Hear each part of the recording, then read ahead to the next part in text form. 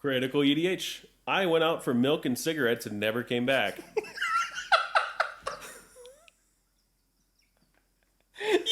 That actually caught me off so good, dude.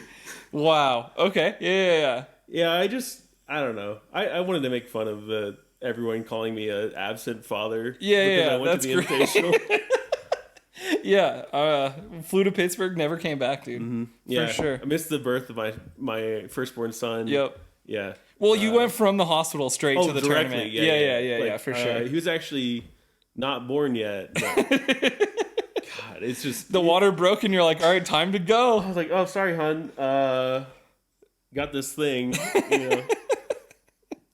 Yeah, it's just so crazy because like, I think specifically like there's plenty of conversation to be had around the Invitational, around the way that things panned out with there being an extra player and all those things. And I mean, I'm a little biased, but I don't think there's anything wrong with me wanting to compete in something that I've been working on hard for all year. No, I don't. I think it's fine. I mean, logistic problems in the Invitational is like something different, but like but like I don't control like, that. I'm not. I'm not the TO. That's not on right? you for sure. But then a video came out by Lamora, and there was some interesting framing in the video, which I think was not intentional, but it made it sound like I was the 65th player. I was also late to the event, which is not the case. I was definitely there the day before. I was there the day of on time. Did you hear what happened with like the person that was late? No. So apparently on one of the mobile apps, it had said that the tournament start time was at 1 p.m. and he was able to show Baldy. Yeah. And that's why they were like, yeah, since it did advertise, like you saw an advertisement saying it starts at 1 p.m., you're able to come back in with a round loss. Which is pretty crazy to me, but like I kind of understand it. Like if you're able to provide the thing, I'm like, it's a logistical problem. Yeah, right? I mean, that's it happens, right? But like we didn't have we had 64 players and then we had 65 and chaos ensued and lots of people had 3 pods and stuff like, but that's out of my control. Yeah. Basically all I said was the day after the day after I was supposed to accept the invite, I was like, hey, actually my son was born. For sure. I can go. And that was it. So I did want to bring up, there's some really heinous comments about all this stuff. Oh, wow. Emily was like, she's like, no, you don't understand. I encouraged him to go. We worked on this as like a couple. You know, I said, hey, I'd really like to compete and work in the championship series and stuff like that. So like our son was born more than 2 weeks before the Invitational. Yeah, well, and I would like to say that it was like previously discussed months ago. Yeah, that if this had happened, this was the outcome that you guys had agreed on. Yeah, she had said like that's fine, right? If he's born before the Invitational, you can go. Yeah. And I want you to go. And I was like, cool. And then so it's just like. Yeah, people saying going directly from the birth of your child to CEDH event is crazy. I'm like, it's been 2.5 weeks. Yeah, is that directly? I don't think that counts as directly. Yeah. Wait, bro played Magic the same day his kid was born? No. I mean, theoretically, you did. You did leave from a shop to go to the birth of your child. Oh, that's true. Hold up, wait. I have to I'm making a retraction. Before my son was born, that day I did play Magic. You did play Magic on the same day. And then I was like, oh, hey, guys, I gotta go. So, like, yeah, I mean, when it comes to these things, my family will always come first over my hobby. There's no question about that, and I don't see why all these random idiots are putting that into question. Like, they don't know me. Yeah. I mean, it's just the internet, right? Like, it's fine. It's internet chatter, right? Like, it is a thing. It's also, like, this is what a supportive relationship looks like, right? Yeah. Is that if she's fine with it, like... It's not even that she's fine with it. Right? She's like, she's like encouraging this 9 months ago. You want to be... And I was like, yeah. So... Yeah. I think it's reasonable. Yeah. I just wanted to bring this up because there's a lot of discourse surrounding it. I did want to clear the air. Our son is doing well. I take care of him every day. And I was there for his birth. and all of those things, and I don't smoke cigarettes, and I definitely don't drink milk. So, and then the other comments I saw on the same video were these, and I'm just like, is this really what other players think of us? I don't know, man. Like, I really take very little. I really put like a very little thought process into like internet comments, just because like it is just like so. How do I explain it? Like, it's just such a small minority of people that have these thoughts. And the small minority is always the loudest. They always have the biggest opinions, right? And the controversial ones, and they want to stir up shit and rage bait people and stuff like that. Sure, I get all that, but like, what? There was really nothing said in that video. Like, I think Lamora disagreed with some of the stuff, like the 3 pods and whatever, but like this comment, this is why I don't play in these events. It's just cancer. I'm like, I don't think that's true. So here's the thing. Like, I don't know. Like, I kind of understand, like, tournament cEDH is not for everyone, right? Like, it is definitely not for everyone. But, like, saying the event itself is cancer is a little much, in my opinion. And the reason, like the stats say otherwise, right? Like, we just had the biggest event of all time, and they're trying to break the record very quickly afterwards. Yeah, there's multiple events. There's multiple events trying to break the record actively within the next like month and a half. Yeah, and it's like it's only gonna keep on growing. You're seeing like more content creators come out. Like, people are loving this format. We exist. Like, yeah, this is a functionality of cEDH growing. How many people have we brought into this format? Like, and are like actively thriving and just love it. And like people we didn't know a year ago, people we didn't know 6 months ago. Not only that, like, we'll talk about it later, but our league is growing. We started at 81 players. We're over 290 players. Yeah. So like I don't know. Again, like the stats just like show otherwise. The stats show that cEDH is growing and thriving as a format. And like, yes, there's stretch marks, right? Like, there's obvious stretch marks with our format, right? But I think that cEDH, like the community, has really shown the fact that they are willing to grow with how the format is growing, right? Like, you're seeing like the 80-minute overtime timer because we are seeing the stretch marks of our format. Yeah, and we're like, okay, like we gotta do something about this, right? Sure. Like, we're already talking about like the 500 person tournament cutting the top 16. Like, it seems like there's already suggestions being like, cut to top 40. We got to do something different than that. Like, that's like Ian having a 50% win rate and not making top cut is like, something's wrong there. We'll look at it. You know? Yeah. But I mean, obviously there's again stretch marks, but it's what happens when you're growing faster than you can realize, you know? Yeah. And it's also weird because it's just like a lot of money being thrown around. Oh yeah. And so there's a lot of pressure to like make changes quickly and adapt. But I think the quicker that we make changes, the more often we find ourselves being put in these weird situations where we're not like properly testing and vetting these things before. For sure. Like we're garnering feedback or taking time to reflect on certain things. So not to say that like we shouldn't change anything. I'm fine with changing structural things for the most part. But like it just takes time and I mean, like we had this year was so fucking great. Like 100%. This is how you. Excuse me. I should say this season. So I'm referring to when I say this year, I mean this. The top deck season for sure. This is how you know the format's growing. Is that when Baldy announced the Steel City Open at Fishbowl being a 20K, it was a big deal. 2 weeks later, there's another 20K tournament. Like, that is crazy. And everyone's like, all right. Everyone's like, yeah, okay, cool. And then you have Hire and Max P talking about, hey, like, when's the 1M happening? Yeah. You know? And you're like, I mean, that's crazy. Like, that's a crazy concept. Yeah. But, like, a year and a half ago, people were like, a 20K? Excuse me? One other thing I'd really like to talk about at some point, maybe not right now.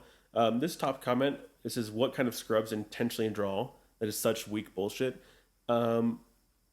I think I only took 1 or 2 intentional draws in the Invitational. Yeah. I mean, like sometimes you just draw because we run out of time or the game is like locked in such a way. Like just saying, like, we don't sit down at the table at the Invitational and just handshake and say we're drawing this game. Like, I think everyone's there playing, trying to win. No, I think at the Invitational, like, looking at the Invitational as a snapshot, like, that is not a normal predicament at any case, right? And, like, that is, again, when you put 65 players that refuse to lose, that is what happens, is they all refuse to lose to each other. I just think there's a big difference between drawing a game and intentionally drawing a game. Yeah, for sure. Intentional draws are a totally normal strategy. If you go, like, let's say there's 4 rounds and you're 3-0, and you sit down and you're like, dude, I'm, like, hungry. There's, like, no reason for me There's no reason to play this game. There's no reason to play this game. And you're sitting down with 2 other people that are, like, 2-0-1. And, you know, it's like, we can draw and we can all make top cut, and then we can go, like, relax for a second. That's an intentional draw. But when none of us see a way to win, and I mean, like, I'm locked up, like, there's no just win. Like, the card just can't appear in your hand to make it, like, convert, right? Like, there's a reason why top 16 games are now a 3-hour limit, right? And, like, at one point we're untimed, and finals were at one point untimed, and now are looking like the 3-hour limit is 3 to 4 hours. 3 to 4 hours, kind of like what people are saying is, like, this is reasonable. Like, the Invitational games, every game was a top 16 game. Like, that is the quality of players that you guys were playing against. That's how hard the points were to come by. Yeah. Like, and I just think it's, like, it's pretty disrespectful to a lot of the players to say that, like, oh, well, why don't you just win? I'm like, yeah, because I have 3 other killers in my pod. I don't, like, they don't want me to win, last I checked. And every player was playing very responsibly, right? Yeah. Like, we've all talked about, like, the shift in mindset between Swiss and top 16, right? Yeah. Like, people stop playing to win the game and start playing to not lose, right? And, like, that is every game that you guys played. People were playing very responsible Magic, having interaction, and, like, they didn't want to get blown out because those points were so hard to come by, right? You know those games when you sit down and you're, like, practicing or just playing cEDH with your friends, and you're like, I don't know if I should counterspell this here. I don't know if this is, like, my interaction point, but, like, I don't know. Let's find out, and then we'll see what happens. Yeah, and whatever. Dude, like, that didn't happen. No, I mean, the reaction to that didn't happen. Where I go, I don't know. Let's find out. It was me going, oh my god, do I interact with this, or do we just die? Or, like, if I don't interact, are we dead? If I do, are we dead to the next person? Yep. And it's like that, not for every spell, but for the big ones. And you're like, am I throwing right now? Yeah. Or it's just, the pressure is huge. And, like, I love that environment. Oh, it was fantastic. It was so fun because you know exactly what's on the line. Yep. You know that you've made the global top cut, basically. I say global, but you know what I mean. Like, the United States top cut. You've made the top deck top cut. Yeah. You're at the culminating event for the year, right? You've already made it. Now it's like, okay, am I going to be the last person in the top cut? Or am I going to be somewhere in the middle or whatever? Like, there's so much pressure, but, like, I love that environment. And then, you know, I come home and I'm like, oh, people are railing at me because I took 5 draws and they're all intentional. I was like, I don't recall intentionally drawing any of them. No. And I don't, like, here's the thing is the people in the event, like, we know there was no IDs, right? Like, we like, we were at Pittsburgh and, like, we were there. I was there and just, like, walking over and just, like, watching just full stress on, like, everyone's face. Yeah, and all the games, like, go to time. Oh, yeah, most of them were going to time, right? Yeah. Other than when Jason got cooked in one round from a wrong side, right? Like, I got cooked in one round too. Yeah, for sure. It happens. You know, you try to avoid those situations, and if you can't, then, like, okay, you lose. And if you can avoid them, sometimes you don't win and you draw. So, I don't know. I just thought it was interesting because I think the term intentional draw is being thrown around a lot regarding this event. And I didn't see any IDs. No. The points were... I'm sure they happened, but here's the thing. I actually don't think there was any IDs in that entire event. Because you got to think. You mean like sitting down and going, we should just draw this pod because we're all locked? Yeah, exactly. I don't think. Because the points were so hard to come by. Yeah. That there's no way you can take an ID in one of your rounds. Yeah. There's no way. Yeah. I think that there's some intentional drawing when it got with, like, the packed stuff. Yeah, it's like, okay, well, I see that no one can win, and, like, I'm not going to cast this unless for like, sure. Sure. Or when a Heartwood Storyteller hits the field, then you know. But I think the last thing I was gonna say was just regarding where I was saying like all that pressure and stuff. Not to call out Jordan Drake at all, but he has been telling the story about where he was holding a force of will and he was going to use it. Yeah, he's beating himself up over this decision. Yeah, I know, but like he shouldn't. There's so many. I agree. Like I think this is a hard thing to like measure, and as a player, you're like, I don't know. Like my gut's telling me one thing, my brain's telling me another, and like I don't know. And then I have the player to my right saying one thing, and I have the player across from me saying the other thing. It's hard to know when you make that decision, and then sometimes it becomes all too obvious what you should have done or whatever. You're sitting in your hotel room going, like I could have won that game, or those situations are like not respected by the greater like YouTube comment community, Reddit. For sure. Like I'm like, it's just hard. Like the game's really tough. So anyway, that's all I'll say about that. I know it's a lot, but we did want to talk about some upcoming cards. Yeah, some cards that saw play in the Invitational or were being talked about in Pittsburgh, and or cards that we saw in some tournament lists from across the pond. Yeah. Yeah. Basically some extra turn spells. I know that Last Chance is played a lot along with Warrior's Oath in very traditional Rogsai. Yeah. So those two sorcery speed extra turn spells, same as Final Fortune.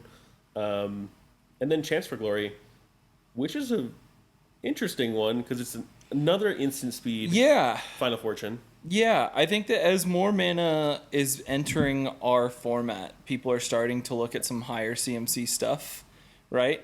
And I think with the addition of like Tataru Taru and how good it was in Farm, in the Invitational, people are starting to be like, well, I have a little bit more mana. I can maybe send this 3 mana spell. And I think and try to snag a win, right? They're valuing the instant speed part. Yeah. And again, like when we were talking to Jason about these cards, he's like, it just opens up a window, right? Like if you cast this and it doesn't get counterspelled, you're like, window's open, boy.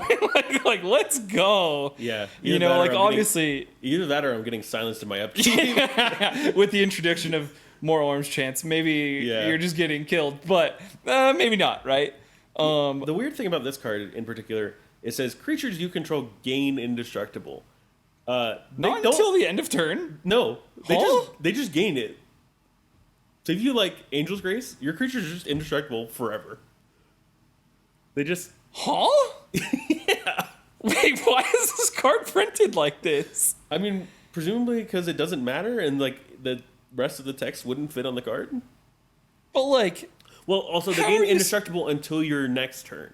No. I mean, like through your final turn. Your quote final turn. Yeah. So like, they're being given a chance for glory where they can just like attack. Sure. Okay. It's kind of like a flavor thing. Yeah, Got sure. it. Okay. I don't know. It's just kind of weird. It is kind of weird. It probably doesn't matter. Like, but on the off chance that like you stifle this, well, they can't get Bowmastered. That's nice. So in like a Thrasios Akiri deck? I mean, I heard. I know Jason was testing this in Farm. Yeah. I know. He's actually liking this in Farm right now. Yeah. And then Arcane Denial. I think this is just like a classic card. Yeah. It used to see a lot more play. Yeah. It's a generic counterspell, so it can counter creatures. It can counter your Grandable Ushers and stuff like that, unless they're obviously uncounterable. But it also cantrips you. It cantrips you and your opponent. Yeah. So it is a weird counterspell because it's not card disadvantage, which is interesting. I mean, I guess it is because your opponent is gaining 1 card. Right. No. Well, the counterspell, the card that you counterspelled. It says its controller may draw up to 2 cards. Right. So, but they're losing the card they cast. You're losing the counterspell. You're replacing yourself. You're replacing their card. Yeah. So you're both even, but they're +1. Yeah. But that's like not in a 4-player format. That card advantage is like minimal, right? Kind of. It plays better than it sounds. Because, absolutely. Because if you're looking at the card and you're going, in what world do I want my opponent to draw cards? The answer is probably not many. Unless you're right. Okay. But what's important to note about this card, Arcane Denial, is the timing of when they draw the cards. Yeah, absolutely. So they don't immediately draw the cards when the spell is countered or when Arcane Denial resolves. It's like if Offer gave them treasures at their upkeep. Yeah, which would be... That would be... Sign me up. Well, actually... Yeah. That card would be played very, very, very differently than it is right now, which it is currently a Rite of Flame. Yeah. But it says its controller may draw 2 cards at the beginning of the next turn's upkeep. Right. And then you also draw a card at the same time. It's cool because if you're stopping a win attempt, you're not giving them another win attempt. You're giving them potentially like interaction, which can be helpful sometimes when you go, hey, like, I need you to stop winning, but also, like, I still kind of want you to play the game. And, like, we have the next person to deal with that it is potentially a problem. I do know that also, like, originally when this card was played, like, when it was originally printed, people used to Arcane Denial their own stuff to draw 3. So they'd be like in a counter war, right? And they'd be like, oh, I don't care about this card that's like... I'm sure you could use it that way. And you can Arcane Denial your own thing to get 3 cards, which is kind of gas. It's kind of cool. The other cool thing I really like about it is that it's a universal counterspell for 1 and a blue. Yeah. Not for blue. Not for blue. It's not mana drain, it's not counterspell. Correct. So, yeah, I mean, I think this card plays a little bit better than it reads, and people are very afraid of giving your opponents resources. But I think the timing aspect of it is probably making it play better than... I also think that, like, with our format, how it is currently, so many people have so many cards in hand that, like, the diminishing returns on them getting a few more cards is usually, like, it's a lot less than it used to be, right? Yeah. Like, obviously, it's still scary, but I don't think it's as bad as it once was. The other thing to consider is if your opponent is counterspelling something... and you need to counter their spell, but it's not their turn, but it's about to be. Yeah. That's also bad. That might be a little worse. That's very bad. So. Yeah. But it's also, you were saying you're playing it in Heliod? Yeah. Which is gas. Yeah, draw cards. Please, man. I put together a very interesting blue-white Heliod list. I have a lot of experience with the deck. Pre-ban, so not recently. But I was theorizing a very interesting build, and I think Arcane Denial kind of just fits for sure, because you can not only cost reduce this, right? So it's just 1 blue. Then it cost reduces your next turn, but it also cost reduces like later potentially. Yeah, and like I don't need my opponents to draw cards, but it helps. Yeah, I really like the Heliod deck. I think it's so cool. I like it, but the commander can get Swan Songed, and I hate that. It can also get Besaged, which is rough. Yeah, that's really bad. That's not good. But I do like the idea of Heliod a lot. I think that whole deck is really, really fun to play and to play against. Oh, we're talking about blue-white Heliod, of course, not the mono-white. Yeah, for sure. Wheeliod. Once again, we are talking about the Cookout. Yep. Atlanta, Georgia, or right outside of Atlanta, Georgia. Yep. October 4th, 2025. So a little bit more than a month. 10 to 20K scaling prize pool, depending on player entry. Another 20K. $85 right now until the end of the month. Right, which is now. Like 3 days go from sign now. up. Yeah, go sign up if you're playing in the Cookout. Yeah, just go to this. It's a land go event. They're going to put on an amazing tournament along with, I'm sure, excellent vendors and accoutrements to go along with the tournament. So, do you think? I was listening to Jordan and Max talk about the bag check stuff from the MV from Steel City. Do you think they're going to start doing that at like basically every big event? I liked it. I liked it a lot. I hope so, but there's not an easy way to do it at for sure where Land Go was in Tennessee. Oh, really? So in convention centers, when you have 1 in, 1 out, it's easier for sure. It's way easier. Yeah. But also that kind of feels like a fire code violation. I'm not sure if that is. I guess there's emergency exits. Yeah. But anyway, at the last Land and Go in Tennessee, like there's one big main room, so you could bag check that door. But if you were in any of the side rooms or if you're like in the invitational, it would be much harder to do that. I guess they could bag check there. But then the problem I see with TOs is like you're adding staff. For sure. Adding overhead. They had like one guy doing it at the invitational and the open. I saw that guy. And then sometimes they had 2. Yeah. Right? But like... I like is the that early enough? mornings, it was 2 for sure. Yeah. Yeah, I mean, it stifled like entrance a little bit, but eventually it was fine. I don't know. I liked it a lot. I did like it. Yeah. Okay. Yeah. No question about it. It's fantastic. Logistic problems aside, right? Yeah, I'm It's sure fantastic. there's some minor fine tuning that For can sure. be done there. Yeah. I saw that guy later on at the hotel on Sunday, and he like came down the elevator. He's like, bag check, and everyone's like, Dude, did you hear that he won the Mox Pearl? I was sitting there when it happened. Yeah. He was checking the person in front of me. And they're like calling him. They're like, whatever. I don't forget. And someone ran out and was like, "Hey, dude, you won the Mox," and he's like, gotta go. "Huh?" We're all standing in line. Like, can we get in the door? Yeah, and someone like came over and started checking our bag, but like, yeah, it was. I mean, that's so sick, dude. Yeah. Just won the Mox. It was the Mox Pearl, right? Yeah. The white Mox. Oh, so sick. Fishbowl 6 is coming up. Yep. I'm planning on going. Man, I'd love to. I'm not. I just can't commit to anything. Yeah, right understandable. Second. But October 25th, 2025 in San Diego, same place we had Fishbowl 5. Yep. 15, I'm stoked. 15K prize pool, $125 entry. I'm stoked. Probably around about 300 players, something like that. Yeah, I am. Yeah. I think that's accepted. It's also, this is going to be available. I guess both of these events are going to be available for the next Optech season. Yes. They're both going to be live. Yeah, which is huge. Middle of September that starts. It's going to be huge to get like a big event in under your wings and just be like, oh, I top 16 to this one. All right, I'm in like such a good spot right now. I'm stoked for Fishbowl. I like San Diego's my hometown, so I love being there. October's. I know the weather's like nice there all the time. What's it like in October? Nice. Like late October. The answer is nice. It's always nice, dude. Okay. It was in January. Like I've told a few people this story, but like my girlfriend, we went out there in January, and it was like blizzarding here, and she's like, "What am I supposed to bring?" And I was like, "Clothes? Like I don't." It's gonna be nice. Whatever you want. Like, you literally wear whatever you want. Bring a light sweater, and that's all you need. And she's like, "Okay." Yeah. We fly in. It's 65 degrees, and she's like, all right, I hate that you lived in this for 30 years of your life. All right. Our comment of the week. Abraham Drinkin. That's a great name. Says, I think the biggest thing that needs to change in cEDH is seat order issues. I kind of agree with that. Okay, I'll continue. People come up with complicated ideas for drawing a card on... What? Drawing a card on turn 1? Only seat 4 needs to draw a card on the first turn.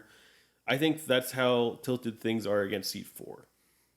And then someone else says the suggested seat 1, seat 2, seat 3, all that stuff. I'm gonna say how I feel about this, and then I'll let you. Yeah, sure. Okay, so I don't like changing the rule system in what we have. That said, I don't know how else to address this because, like, we are playing EDH ultimately. Even though we're playing cEDH, EDH is the base rule set in which we use. We use the card pool, everything like that. We're just playing to the highest level. Yep. In the EDH rule set, that is the rule. If you're in a multiplayer format, you draw for turn. Yeah. Regardless of what seat you're in. Because there's no consideration for turn order and like win rate and stuff like that. Well, I also think like I agree with you. I don't think we're supposed to change the rules, right? Like we need to have the easiest funnel from EDH to cEDH, right? And changing the rules, like the rule set is a bump in that road. Yes. Right? And so I like 100% agree with you. Yeah, it's changing the game system when I think that there could potentially be things that are that can address this from like a tournament structure system. Sure. Yeah. Or like maybe you get more points from a lower seat. Yeah, I think that's something that should be tested for sure. That doesn't change the win rate necessarily, but it does change the benefit of winning in a certain winning from yeah. I mean, like I didn't really get to talk about it on the channel, but I was in seat 3 for 6 of my 8 games in the Open. Wow. Which is like, it's a struggle, right? Like C3 is not as bad as C4, but it's still not good, right? Like we can all acknowledge that that's pretty rough. But I think that something along those lines maybe should be looked at and tested. But my opinion is I think that it's something that should be talked about with the rules committee of being like, hey, we need to get information to Wizards to print more cards into the card pool to Like, help give me more this situation. gemstone stuff. We need more gemstone stuff. We need more. I think that Carpet of Flowers is really like is a design that could be explored. Maybe it's not good right now. I have my own opinions on it, but I think like that design space is interesting, right? Right. Stuff like Weathered Wayfarer is like, again, maybe not the best card, but like that design space is something that should be looked at. Right. And obviously these are things that are out of our control. Mm-hmm. But you actually bring up Carpet, which is a really interesting card, because if you were seat 1, Carpet of Flowers doesn't inherently do anything. Right. It also gives your opponents a way to like play around it. Okay, but if seat 2, you go, okay, well, there's a chance that seat 1 might have an island, and I can produce a mana. And then if you're at seat 3, you go, oh wow, there's 2 chances for me to, right. like, you know what I mean? It just gets better and better the later it gets. And to say like, yeah, it's only going to make 1 mana on turn 1 most of the time. But usually like that's better than a dork, right? Yeah. And like we play those all the time. Or lets you cast a dork. Yeah, exactly. You go land, carpet, dork, and you're like, ooh, now turn 2, I'm like +1. Yeah. So this is why I'm exploring carpet in my like newest list that I'm playing. And I've been really happy with it lately. I think Carpet's a really good example of how in a design space you can look at cards and go, actually from a multiplayer's perspective, it does reflect positively on the later seat you are.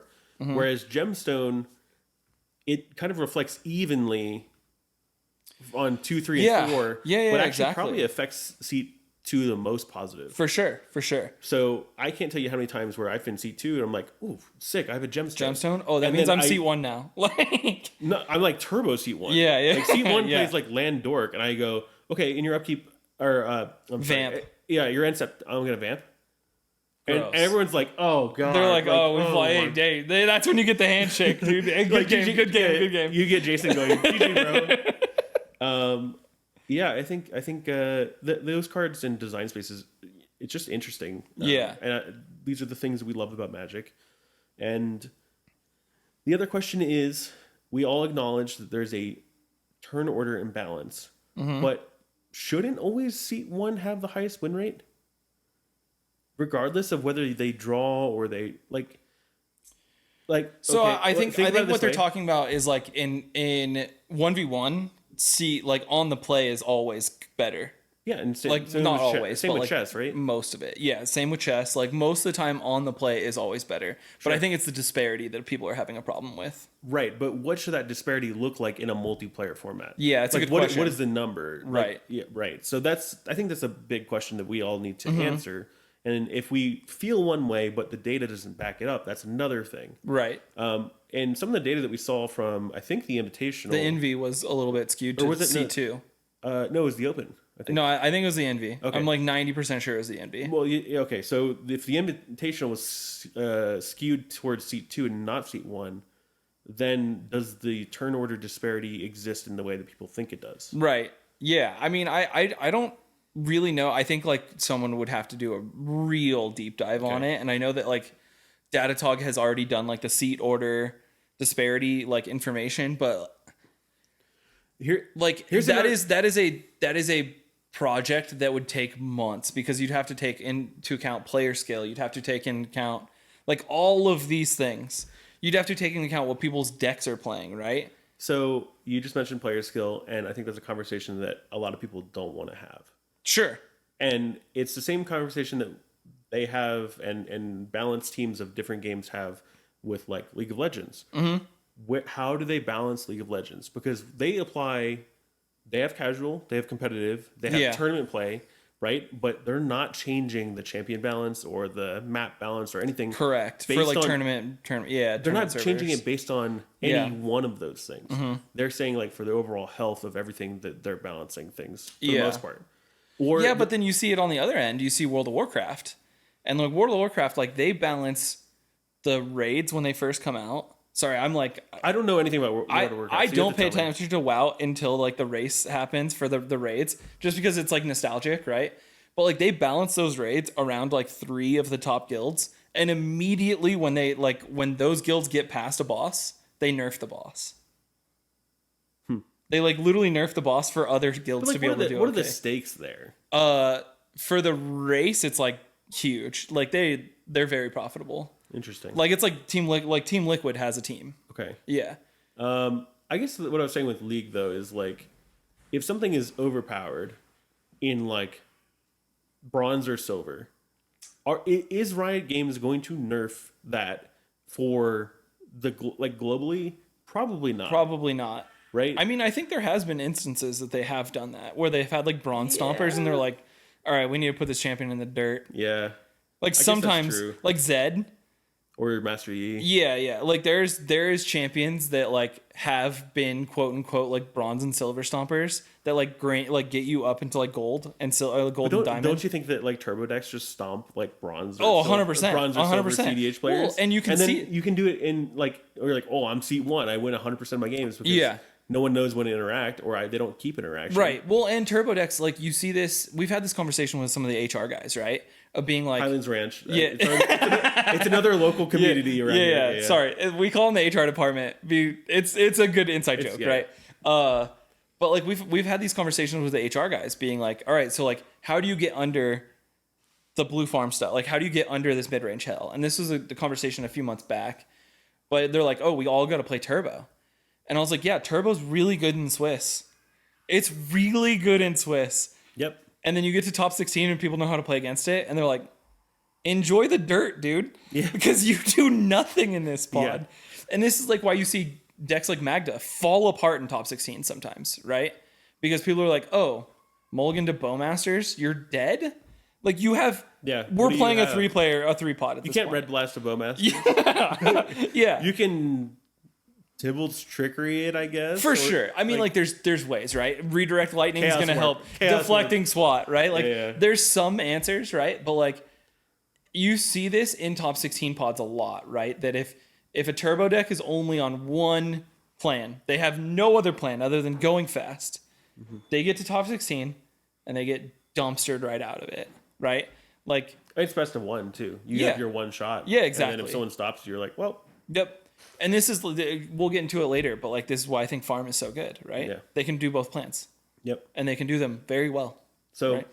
Anyway, to come back to our comment here, I think that there is a problem that can be addressed and should be addressed if the data supports it. Mm-hmm. And then also just personally, I think our feelings about it are try not to change the game systems. Yeah. Like try not to change the rules to address the problem. I think there's other ways. I'd like card pool. I want some new cards. I want some new cards to address this problem. That's probably going to address the draw problem too. If we get some cards unbanned, it would be freaking nice to have some like, fast mana, be a little bit more proactive, be a little bit faster. Yeah, I think because would happen the a little bit less. The seat disparity, in my opinion, and this is, I have zero data to back up my claim here. But your feelings are valid, right? Like, you've played enough tournament games. Yeah. But I think like the seat disparity, like it gets more apparent the longer the game goes, right? And like if people are playing like a little bit of like Turbo decks have a better chance in seat 4 turn 2 than they do seat 4 turn 5. We're right? saying, interesting, because like I think on some level you're right, but if seat 1's getting 3 turns, everybody else is getting 2.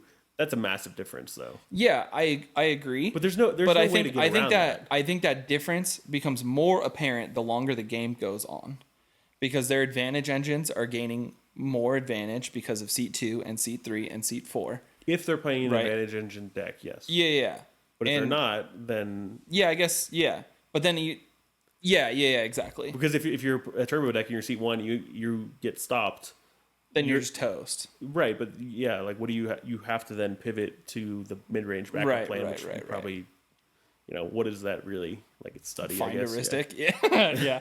Anyway, it's an interesting thing to think about, and we're not against to like changes and things like that. I think no.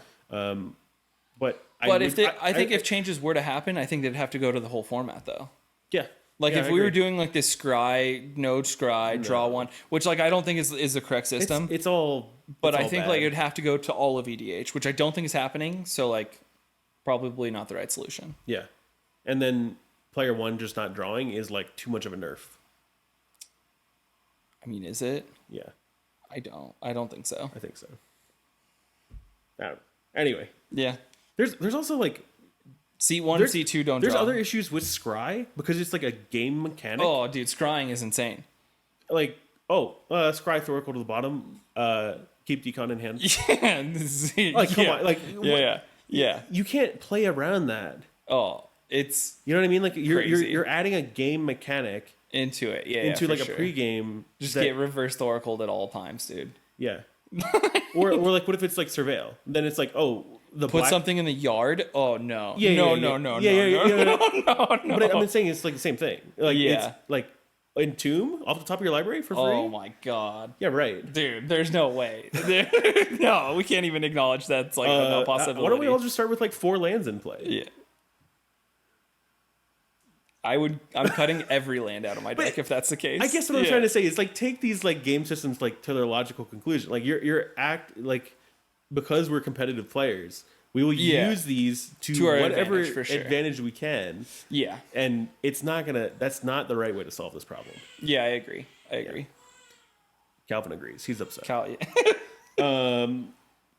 Something we haven't talked about but we've alluded to is the CriticalEDH Circuit. Yeah. The online circuit. We have a league, which we've talked about every week, and we just kind of give you guys updates and status updates and just what's going on in the league and stuff like that. But we have a cool feature that we're working on in the background. It's called a circuit. So basically we can take all of these leagues and then add them into the circuit and have it be a continuing thing that you can progress on. So if you play in these leagues, you can actually get points for the circuit based on how you perform, based on how many games you play, based on draws. Like if you get draws or if you get wins, you just start racking up points. And so we're playing around with these point values to try to balance this out. And then you also get points for like your final placement in the league. So if you get top 16, you get a certain number of points. If you get top 4, you get a certain number of points. That sort of thing. So our current idea, and we haven't set this in stone or anything yet, is to do a 6-month circuit. Yeah. And then we'll finish the circuit there. Once we have the top 16 for that circuit, we'll have the top 16 battle out and offer some additional prizing and stuff like that. And then we can continue on doing this, and we'll start another circuit. So right now, we've got our May, June, July, and August leagues in this circuit. We might do 2 more months. We might do 4 more months. It kind of depends on how things pan out. Yeah. 4 months would probably take us towards like December. So that might make a little bit more sense, kind of like end up on the end of the year. Cap, yeah. Yeah. So right now, all I would say about this... Someone's really unhappy. Yeah. all I would say about this is that if you're playing in the league and you want to participate in the circuit, playing games does advantage you in the long run, regardless of whether you win, lose, or draw. Even if the current month's rules and you're like, oh, draws don't advantage me at all. They do in the long run. They do in the long run in the circuit because you get points for draws there. So overall, I like the idea that we're like working towards something a little bit longer term. Yeah, for sure. And I think we all like that with the top deck circuit. Yeah. So it's always nice. Having like a mini version of that online and then kind of having like, wow, I worked on this for the past like 6 months. Here's my progression as a player. I actually performed really well overall. That sort of thing. I performed so good in May and then have just dropped off. What changed? I think the meta and just me not adapting to it, really. Like, I think like that's what it comes down to. Yeah. But we're trying to adapt now. Yep.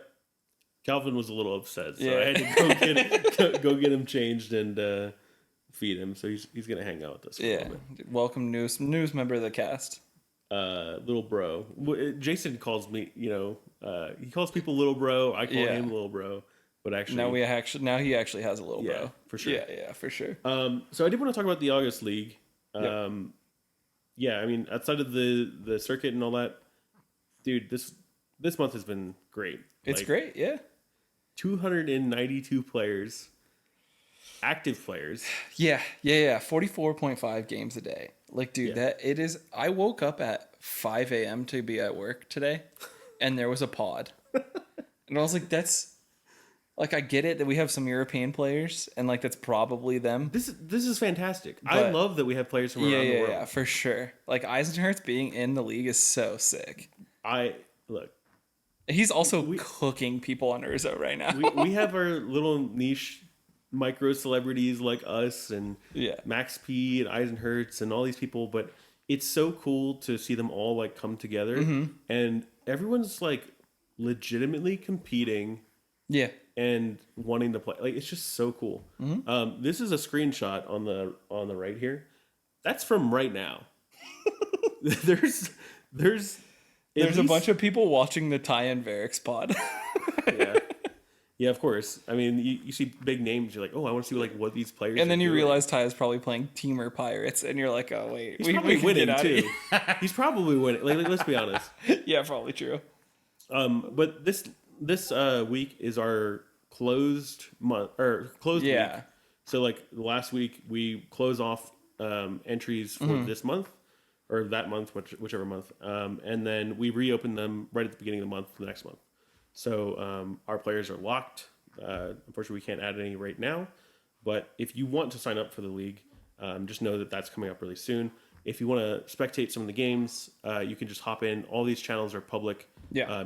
But we just ask that, just be quiet and just watch the game. Mute yourself before you go in, please. Yeah. And then we also posted a gameplay today, which is, by the time you're seeing this, it would be yesterday, of me playing in a league game. And you can kind of like see the normal cadence of how we do things. And it's all just like very above board, just clean magic for the most part. And we just try to play and win. And if we don't win, oh well, there's another league game to follow. Yeah, right. Everyone's just like rack them up again. It's like, yes, we will. Let's roll it back. Let's run it back. Yeah. Cool. This is the pricing. Yeah. So on top of the altars, which we talked about, the Kai Salvatarix altars, that was a German mana vault and 3 Japanese soul rings. We're offering these prizes. Most of these are foil. There's some non-foils here. Is that silence foil? The silence is not foil. I was having trouble tracking one down. I need to start jamming, dude. I want that silence, bro. Dude, that Phyrexian Tower? Yeah. Do you know it's like $60? What? Yeah, it's a borderless foil MH3 Phyrexian Tower in Japanese. That's gas. And the Tainted Pact is also really cool. The crop rot's really expensive too. That's true. Yeah, Tainted Pact, foil borderless Kefka, and some other stuff. I know that some of this stuff is not as good as what we know. But it's free cards, man. Yeah, it's free cards. But the cool thing is with top 4, we just snake draft. So basically, first picks, then second, then third, then fourth, and then fourth, then third, then second, then first, until there's no more left. Nice. And then, so we've got the Kai altars, this prizing that's provided by us, and we're also offering free entry into September for top 16 of this month. The Inala starter kit. And the Inala starter kit, yes. To whoever plays the most games this month. I think there's 3 people actively competing. Jamming for the Inala starter kit. To try to get the Inala starter kit. Funny, dude. Yeah. It's so funny. Yeah. But yeah, I really like that as like a prizing option, is like amount of games played. We'll probably continue something I think so, like that. Yeah, definitely. Cool. On to the next.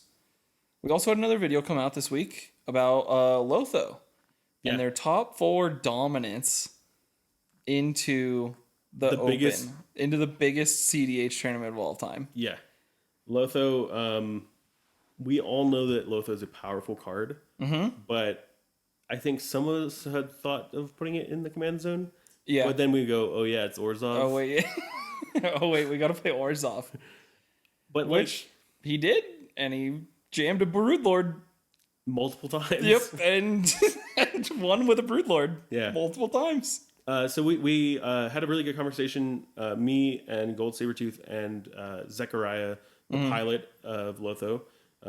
He came in second. He had an absolutely insane record. Yeah. I think, funny coincidence, there was 514 players. His record was 5-1-4. Yeah, I heard that. That's so cool. That's so funny. But yeah, the deck is super interesting, and hearing Zechariah talk about his card selection and things like that, I just, and in his philosophy, you hear these players, even the emergent ones that are like, they're thinking in a way about the game that they're making meaningful choices in their cards they're playing. Yeah, I think some of my concept of what I'm currently building, like some of it stems from a little bit of the conversation that I heard here, right? Where he was just like, I just like one game plan. I want this. This needs to happen, right? And we'll get into it a little bit later. Like, I think that you're seeing a lot of the successful decks boil their decks down into, I'm going to put only gas and one game plan in, and it's working. Yeah. Well, when you think about it, there's not a lot of time that happens, and if you think about 3 to 5 turns is kind of the average window, and you're like, well, how much time do I have like to set up for these things? And like, and like if you listen to if you listen to the conversation, he's just like, my plan is to put a Brood Lord into play. Yeah. And I'm gonna win every time I do that. Yep. And he did 5 times. Which is a lot. And like, if you talk to Atali players, like the person that won this event, like, I'm gonna put a dinosaur into play. Yeah. And I'm gonna win some games. With it. You need to deal with it. Yeah, exactly. And it's pretty interesting that like concept is getting boiled down into some of these like winning decks right now. Yeah. I also thought it was a funny coincidence that Tim and I were talking about this Penguins logo that he was working on, and he couldn't really figure out what to put there as the character. Yeah. And he's like, well, I can put anything. Like, I made Blastoise into Ranger Captain. I did, Venusaur into whatever. And like, I'm like, okay, like, that's cool. But I'm thinking to myself, like, what's black and yellow? Because we're going to Pittsburgh, right? I'm like, oh, like Lotho. If you look at the card, the actual colors on the card, not black and white, but like the whole card is like gold, black and yellow. Even the art, if you look at the art here, he's like black and yellow. And so he had settled on Lotho, and I'm like, I think the design is absolutely sick. Yeah. But he made this days before this event. Yeah, before Lotho came in and just stole a bunch of people's lunch money. He's got black mats, he's got yellow mats, and they look really, really clean, really, really cool. Yeah. And then I'm like, Lotho is just like the story of the event for me. Like, I think so. It's Holly won, but like, dude, this card like the whole top 4 pod, like having a Rocco, like the reemergence of Rocco is real. As like a Naya commander, we're starting to see Balin. Like, people are experimenting, man. Good. And now, especially during the off season, oh my gosh, we're seeing some crazy stuff lately. We're in the throes of it. I saw Max and Timu building Timna Holana or something like that. And you're like, what is happening over here? And Max P's playing Florian. Best deck in the format. Yeah, best deck in the format. Notable. Yeah. Yeah. I think this is like, this offseason has me really excited about what's to come. I just can't believe people think that our format's like not diverse. Yeah. I mean, at like the very top end, but like that's everything, literally every... It's way more diverse than Standard is right now. Yeah, that's true. Standard right now is like literally just... You see like 9 of the top 10 decks at the was VV Cauldron. I'm like... That's misery. That's like actually misery. Yeah. Yeah. But yeah, congrats to this Lotho player. Absolutely. On Lotho. Yeah. There was a comment on this video that I wanted to highlight. It says, I love how the host, me, was trying to convince him to add random cards to his own deck. The dude who got the second place in the largest CEDH event ever. First of all, I tried to make it very clear that I'm not asking him to add random cards to his deck. He wanted to get some thought processes onto video, like leading questions so that they could express their card decisions. Even on one of the cards, I was like, I think many people will ask you why you're not running Bolas' Citadel. And he goes, that's a good question. Here's my thought process on it. Yeah. And I go, yep, I thought that's what you'd say. I totally agree. And like, I think that people want to hear that type of conversation because these are not like we're interviewing him. We want to hear what he has to say about these things because he's going to provide his own unique perspective, his own take on it. Well, and I also think that is when, for example, me and you are talking about a deck that we are brewing. That's how we attack each other's deck, right? Not necessarily attack. Yeah, but we like, usually just shorthand and say like, no, you're stupid. Yeah, for sure. But it's like, hey, like, why are you not on this card? Yeah. Or like, why are you on this card? Why? What's your thought process here? Yeah. And like, and sometimes it's me incessantly reminding you that Days is terrible. Yeah. And I'm like, no, I'm gonna play Days because I think Days is good. Yeah, no. I think Days is interesting right now. Sure. Yeah. It's interesting, but not in 4-color. Yeah, we'll see. But this is the comment I said back. I said, like, people that are brewers and playing at the top level of the format, these are how we have these conversations. We talk about these decks. Yeah. Like, I'm thinking of certain cards that go like, okay, well, from my perspective, I think the big one that I brought up was Cabal Therapy. And I was like, this seems to fix a lot of the problems that you've just been talking to me about.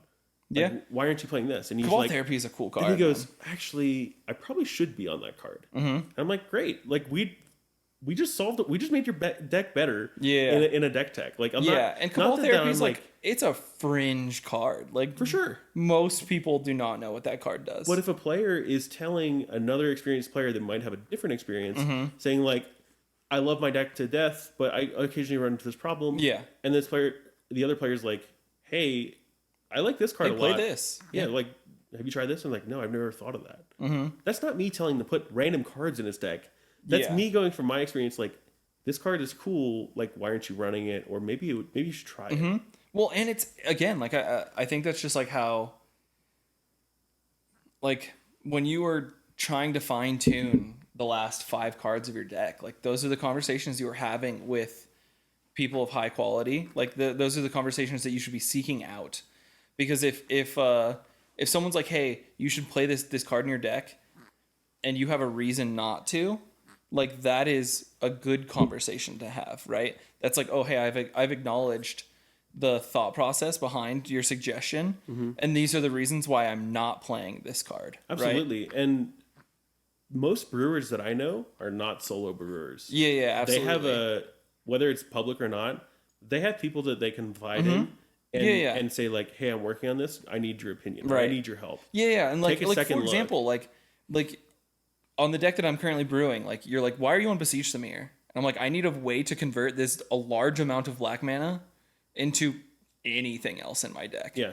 And it's like, oh, okay. Like, you don't agree with it. Yeah. But at least there's a reason behind it. Right. And like, I think that those conversations need to happen to like make our decks better. And this is why we see these brewing collectives, whether it's Zen or Too Deep or the guys out in San Diego now. I forget what they're called at this point. I have no idea. But like, even CriticalEDH, we collaborate and we work all on the these time. decks together because we all want to play the best version of what we want to play. We don't want to play a bad deck. And occasionally I'll just randomly build something and send it to Austin and be like, hey, check this out.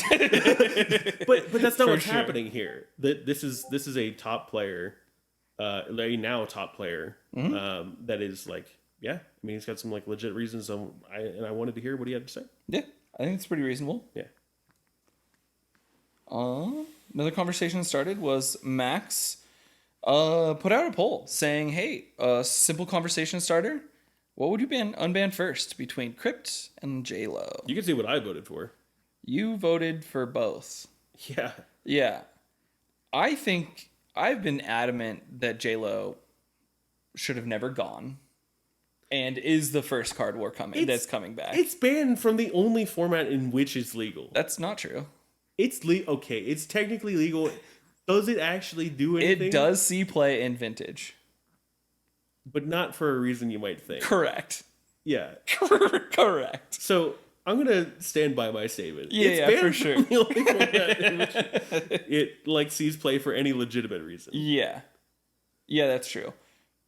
Yeah, because I think they could play. Isn't there something else they could play instead of that? I don't exactly know why it's seeing play in Vintage, but I don't know. Yeah. Well, anyway. I'm not 100% sure. Regardless. But I think J-Lo's coming. I'm a firm believer that J-Lo's coming back in the next Unbans. I think Wizards has financial incentives to bring it back. Yeah, 100%. Which is probably the most likely. It's sad, but it's probably the most likely reason they would come back. For sure.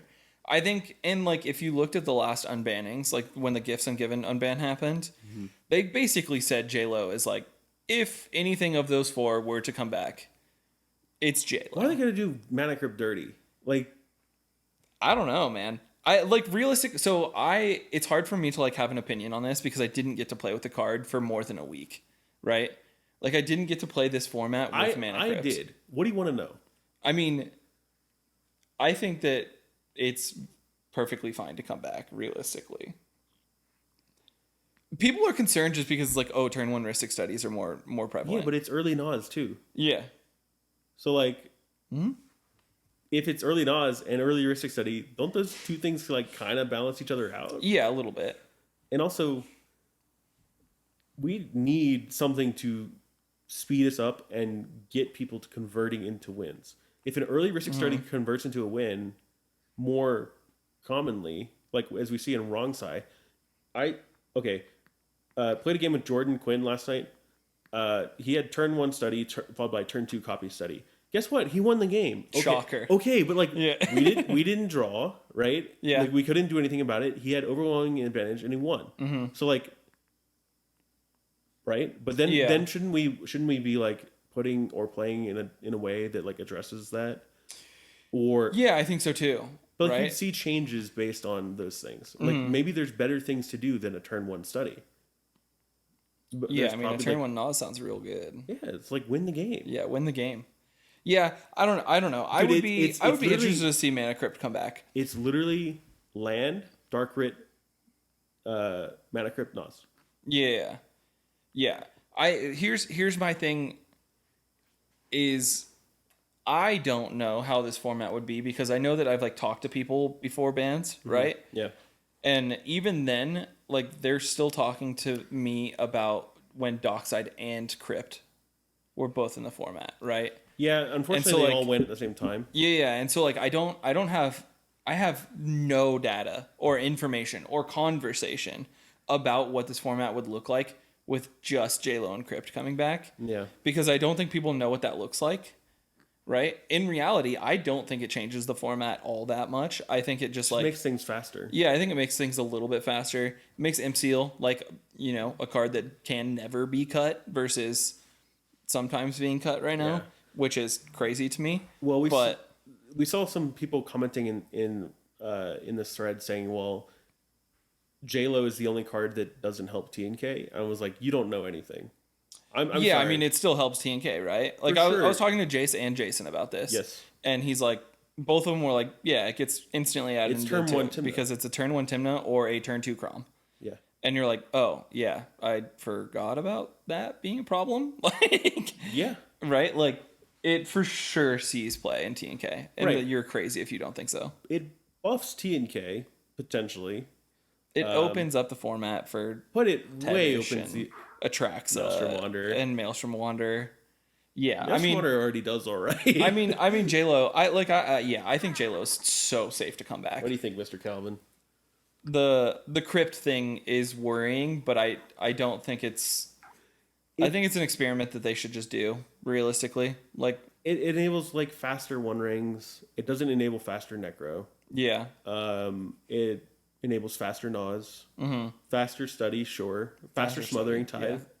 Faster Tithe. That's a little scary for sure. But I do think that like adding mana back into the format. Realistically, here's the thing: is with the continued adding of cards that do address our mana problems, I don't necessarily know if I need Crypt. Right? Like we're getting cards that are addressing mana issues in decks and like things like the Taru and the incoming Cabbage Man, like faster Cabbage Man. That's terrifying. Actually, green turn 1 Cabbage Man is insane. Mana Crypt Cabbage Man. Yeah, yeah. I mean, like, but is that a toxic play pattern? No. I don't know, man, dude. If you go into turn 2 and you have a Crypt Cabbage Man. But if every deck is running Crypt, yeah, you're increasing the quality of mulligans, right? For sure. But a turn 1 Cabbage Man going into like you have 8 mana going into your turn 2. Potentially. Like that's a lot, dude.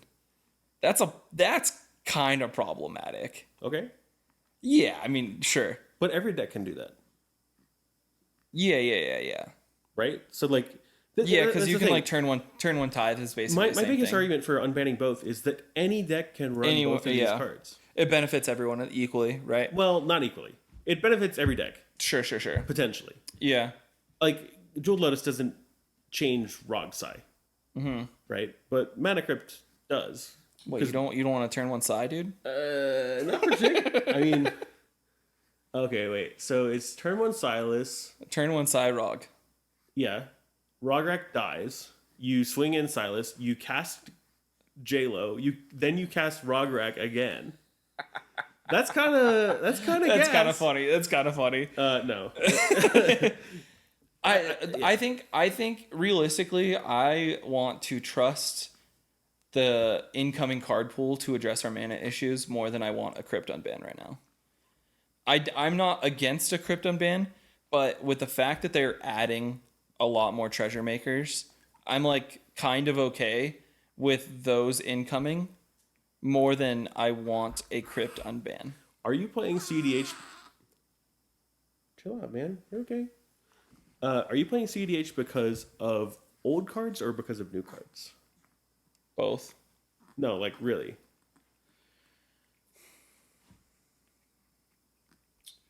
I think it's like a really hard question for me to answer because I don't think that the card pool is like the reason why I'm playing cEDH. You don't like playing with old cards like no. Fortune and... I'm saying I like that, but like I like if it was just that, I would be playing Vintage, right?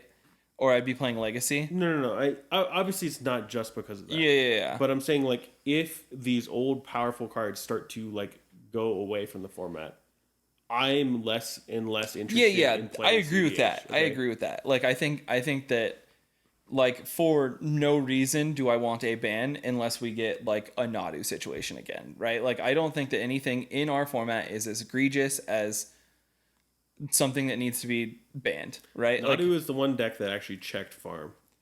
Yeah, the play patterns were cancer, but we have a deck that is currently doing that is basically doing the same thing. What? In Rogdrass. Yeah. Not the same, not to the same extent, but like it's basically the same play pattern. So I played Nadu back in the day, and it's not even that long ago, but back in the day. And I have a Gold Sabertooth Nadu shirt, and then the next Simic deck I make is going to be titled Nadu is just a T-shirt I wear sometimes. Nice. I don't know. I love this conversation. I think it's really interesting, but I agree the conversation about banning things is very tiresome. Yeah, I agree. I don't want another ban. I didn't want this ban. No. Yeah. I mean, my deck that I was playing at the time like actually got shot in the head. So like dude, I was playing Rog Tev and this got banned.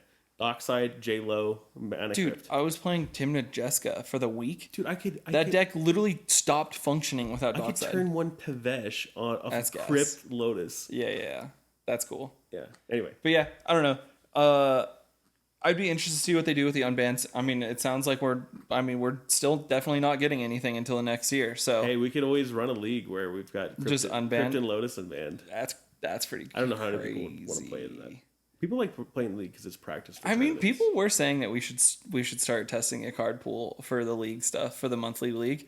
And I'm like, I'm scared just because the last time people started touching the card pool that aren't wizards. But yeah, if it's for a month league, maybe it's a little bit more. It's a little different. Yeah, we're not a governing body for sure. Yeah, I don't know. Interesting conversation to have. Yeah, absolutely. On Reddit, there was a conversation about like why isn't Krark plus partner more prevalent?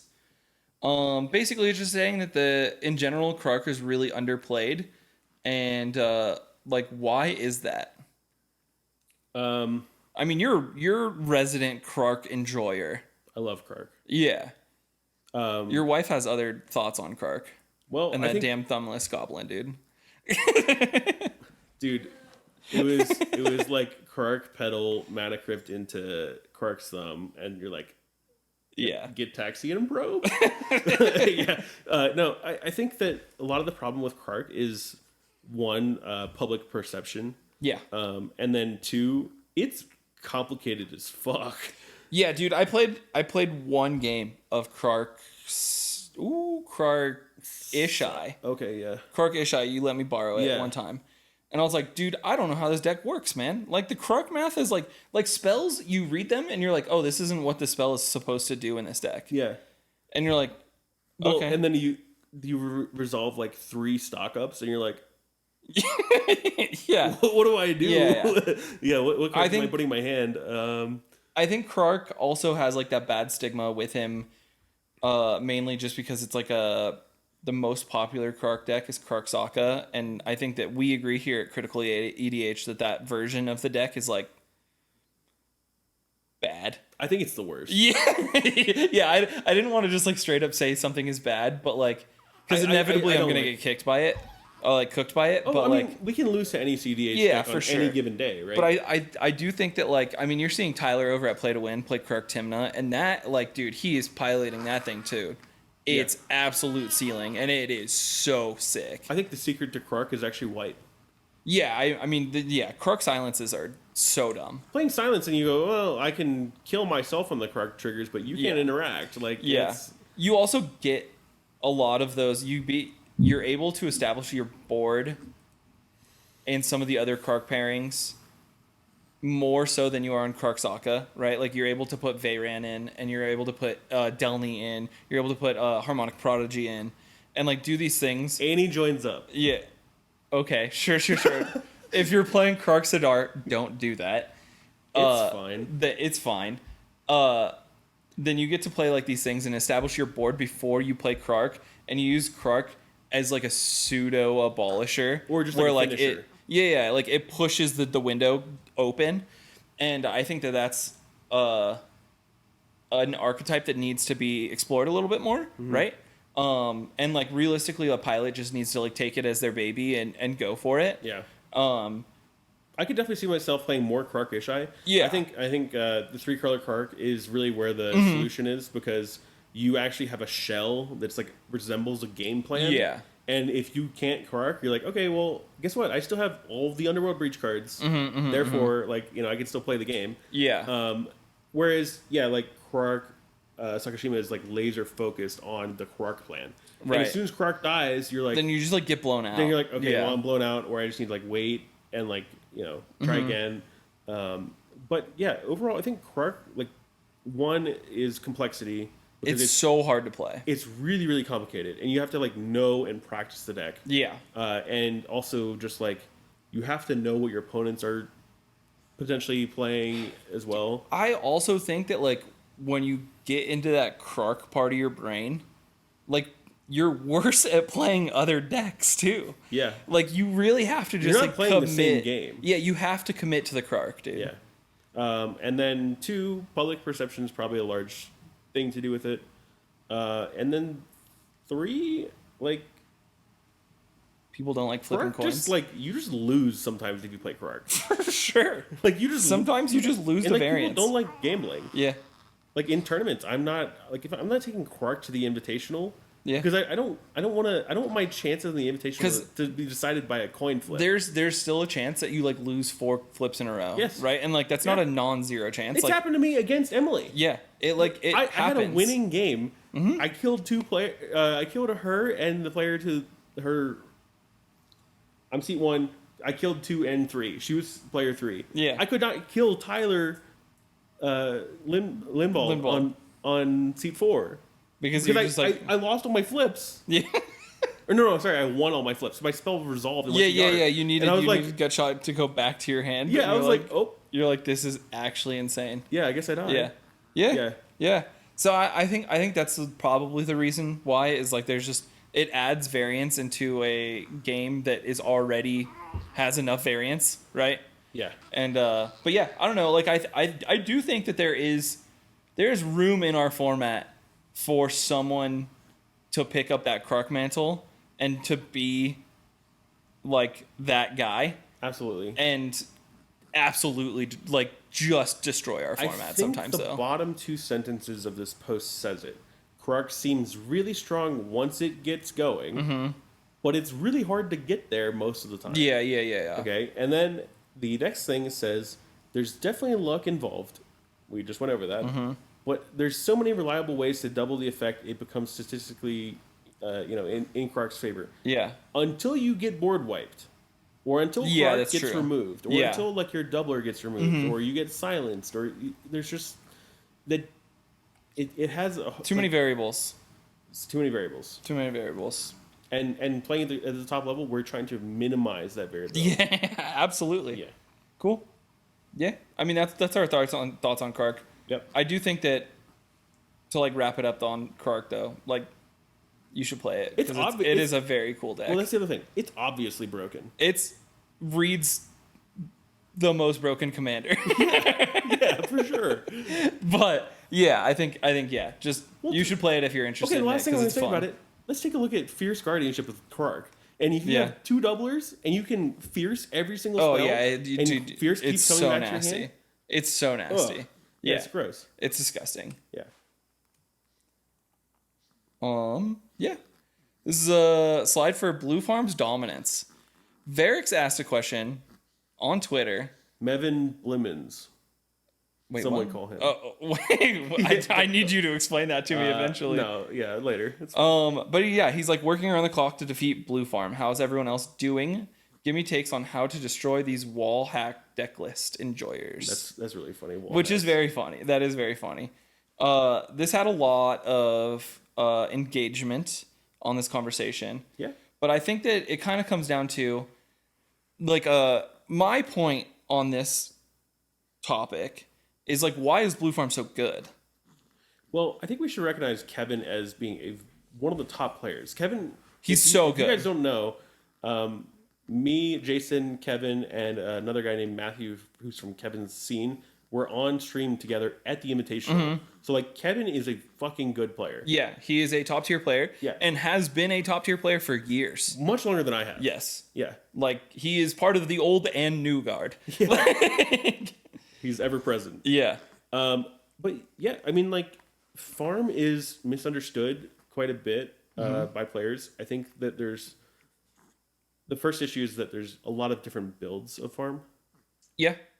Yeah. Like, there's the Esper control. You have the Esper, you have the Turbo Grixes, and then you have a mix between the two, which is what Adler was on. Yeah. And he's known for. For sure.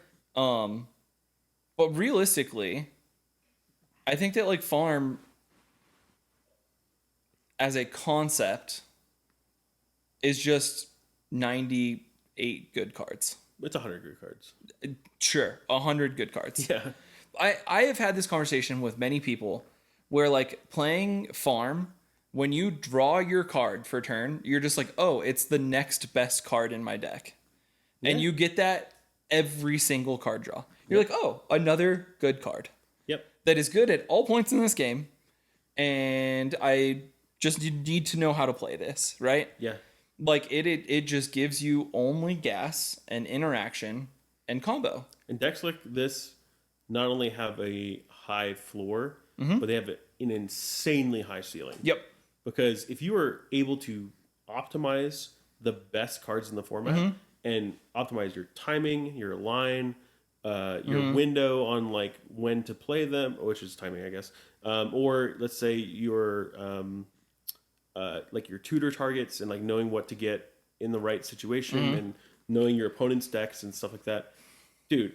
If you have all the tools, yeah, you're going to win the game, like or win more than you lose. Well, and I think that in general, like when you boil down what Farm is trying to do, and I was kind of hinting at this with like Lotho and Atali, make right? mana, draw cards. Like it's make mana, draw cards, tutor the right targets, right? Like and Farm, it is they have boiled down their deck to only gas, right? Like like they have dedicated only 5 cards to winning to the game. It's Breach, Thoracle, Decon, Brain Freeze, and LED. Sure, but also Intuition, Savins. Sure, but like those can be used for other things. I guess Savins is, I would agree with that. Like I would add that as the 6th card for sure. But every other card in their deck is getting them to those 5 cards or those 6 cards. Yep. Right? Every other card is either interaction to prolong the game to get them to those combo pieces, or tutors to get them to those combo pieces, or mana to cast those combo pieces, right? Yeah. And like I think that what I've realized in a lot of the decks that I have been playing and a lot of the decks in the meta, we are prioritizing synergy. We've lost the plot. We've prioritized synergy over just playing good cards. Or just winning. Yeah, or just winning the game, right? Like as much as I think that Rogdrass is a good deck, and as much as I think that TNT is a good deck, and as like there's so many of these decks that are out there that are like you need so many synergy pieces to plug in, right? And if you keep putting so many synergy pieces into your deck, there's small percentage points that you are losing out to blue farm, in my opinion. Building up like a ramp to get over the gorge of winning, right? Instead of just like I don't even know what instead of like teleporting to the other side. Yeah. Like actually, yeah, like 100%. Yeah, if it it's like Rogdrass is an example. Crop rot is a definite interaction point. Yeah. So as soon as they crop rotation, you're like, oh, easy misstep. Like no cradle for you. Try again. Like later, right? But then they've not built up any further on their ramp. Correct. They need to then go, well, I need to go find cradle or whatever. We have to go do something else to do this, right? Whereas farm is like, oh no, you stopped me. Let me tutor for my other like my other prominent my backup. My other 50 cal. Yeah. Let me pull it out of my back pocket. Yeah, 100%. I'm going to shoot you with that one instead. Well, and it's like small percentage points where like I've thought about this of like farm mulligans so well because you're just like, oh, 6, 7 good cards. And like you like mulligan in and I'm gonna just say this in TNT because that's the deck I've been playing. And you're like, oh, sick, this has half of the Fairy Mastermind loop and half of the Druid loop. And you're like, I don't need any of this. Yeah. Right? And so like you mulligan better on this deck. You find gas better in this deck. It does both plans, the turbo plan and the control plan, so well. And it's because they've only dedicated 6 cards to their win. Well, and then you can even look at the flex slots in farm, and it's like Fairy Mastermind is a flex slot. Yeah. Like if you said Fairy Mastermind is banned, you can't play that anymore. I'd be like, okay. You're like, sick, I'll go back to the One Ring, I suppose. Dang it. Tataru is banned. All right. Sick. Yeah, like I don't need to play either of those cards. Great. Yeah. It's the shell this is, and like the for core example, is not dude, change. Jason's sideboard for farm is another 100 cards. Yeah. He just plays whatever he feels like he wants to play. And you're like, oh yeah, this makes sense. And you like look through those 100 cards and you're like, oh yeah, those are so, like your 120th card is better than some of my 80th card. Yeah. Right? Yeah. And so like that's why farm is so good. Why are you saying your? That's true. Let's go to the next slide. Logan's playing farm. He's joined the dark side, right? I'm not the only one. No. It sounds like Ty's going to the dark side. Yeah, it was funny. I was like, I think I'm just, you know what? I'm tired of like messing around. I think Emily said, and I quote, "I'm not fucking around anymore." No, that's like literally what you said when you got back from the Envy. Yeah, and like, and it's not because I got cooked on farm. No, it's because I was just like, if I need to break through whatever, like if I can't like win the game against the best players in the world, but top 4 is all farm, and like, yeah, they sometimes struggle winning the game. Yeah, but they obviously got the top 4. What am I doing? Yeah, like I can at least use the experience to relay that to other decks I want to play, and go, well, you know. Well, like I can't get it out of my mind that farm has a good game plan in the beginning, early, or like the early, the mid, and the late game, right? Yeah, like. Their early game is like, okay, sick, I have a Nas hand or a Necro hand. Like, I'm going to win here, right? I think the people that say that farm is mid-range slop don't know what the hell they're talking about. I agree, 100%. They absolutely don't know what they're talking about. Like, they don't know what they're talking about. They've never been... on turn 2 and 3 all the time. How's that mid-range? No, it's not. It's not. The thing is that it is good in turn 2 and 3. Yeah. It's good on turn 3 and 4. It's good on 5 and 6. Hyper late game. Yeah. It's just turn good. 10. Right? Yeah. And like that is why it's the best deck in the format, right? Like, and like its mid-range plan is like, okay, sick. We're not in a high resource game yet. Here's a Cavern GA. And no one can play on top of it because they don't have enough cards or mana to Born Upon a Winter right now, right? Okay, sick. We've gotten to the high resource game. I can do that now. Yeah. I can start Here's the my war. Ska, here's my right, PFB. Yeah. Here's my 100%, right? So all this to say, we're glazing farm, right? Yeah. I'm just gonna say, I don't think it's broken. No. I think farm players in general have accepted the way to win this format, right? And I think that when you are playing other decks and are adding synergy instead of ways to win the game, you're losing small percentage points by every time that you add a card like that. Yep. And this is like going into like my concept of how I'm building this current deck that I'm playing. Yeah, you're working on another version of TNT. Yeah, I am trying to build a TNT deck that is taking the concept of farm, where I'm like, I am going to make mana, draw cards, and win the game. Mm-hmm. And this is why I was telling you cards like Beseech aren't good enough. Yeah. And like Beseech is a powerful card. Mm-hmm. Beseech the Mirror is a powerful card. But like farm doesn't play it, so like it's not good enough for me, right? You can extrapolate to that, sure. But also like I did make the argument farm doesn't play it, but also like looking at your deck, I'm like, okay, well, what singular piece are you gonna Beseech for? That, like you're like Necro. I'm like, but farm doesn't even rely on Necro that hard. Right. And you're like, oh, that's a good point. Like yeah. So. Yeah, and I mean, like, it's again, like, it's a concept right now, right? Like, I've gotten one game on it so far, on this farm TNT. Like, I don't know what it is, right? Like, I really don't. But, like, I really wanted to deconstruct the deck completely. Yeah. And you ask the hard questions, like, should I be running Cradle? Yeah. I'm legitimately thinking about taking Cradle out of my deck. And, like, that seems... It's a good card. It's a really good card. But when you don't need it, like, do you need that much green mana? No. It's like, it's like I don't know how to like conceptualize my words. Like I don't know how to we're very early on in this. Right? I have put the concept together. I have mulliganed the deck. It feels really good. It does the thing that I'm looking for, where I have a very good early game. I have a very good mid game because I can also do the Cradle or the Cavern GA. Yep.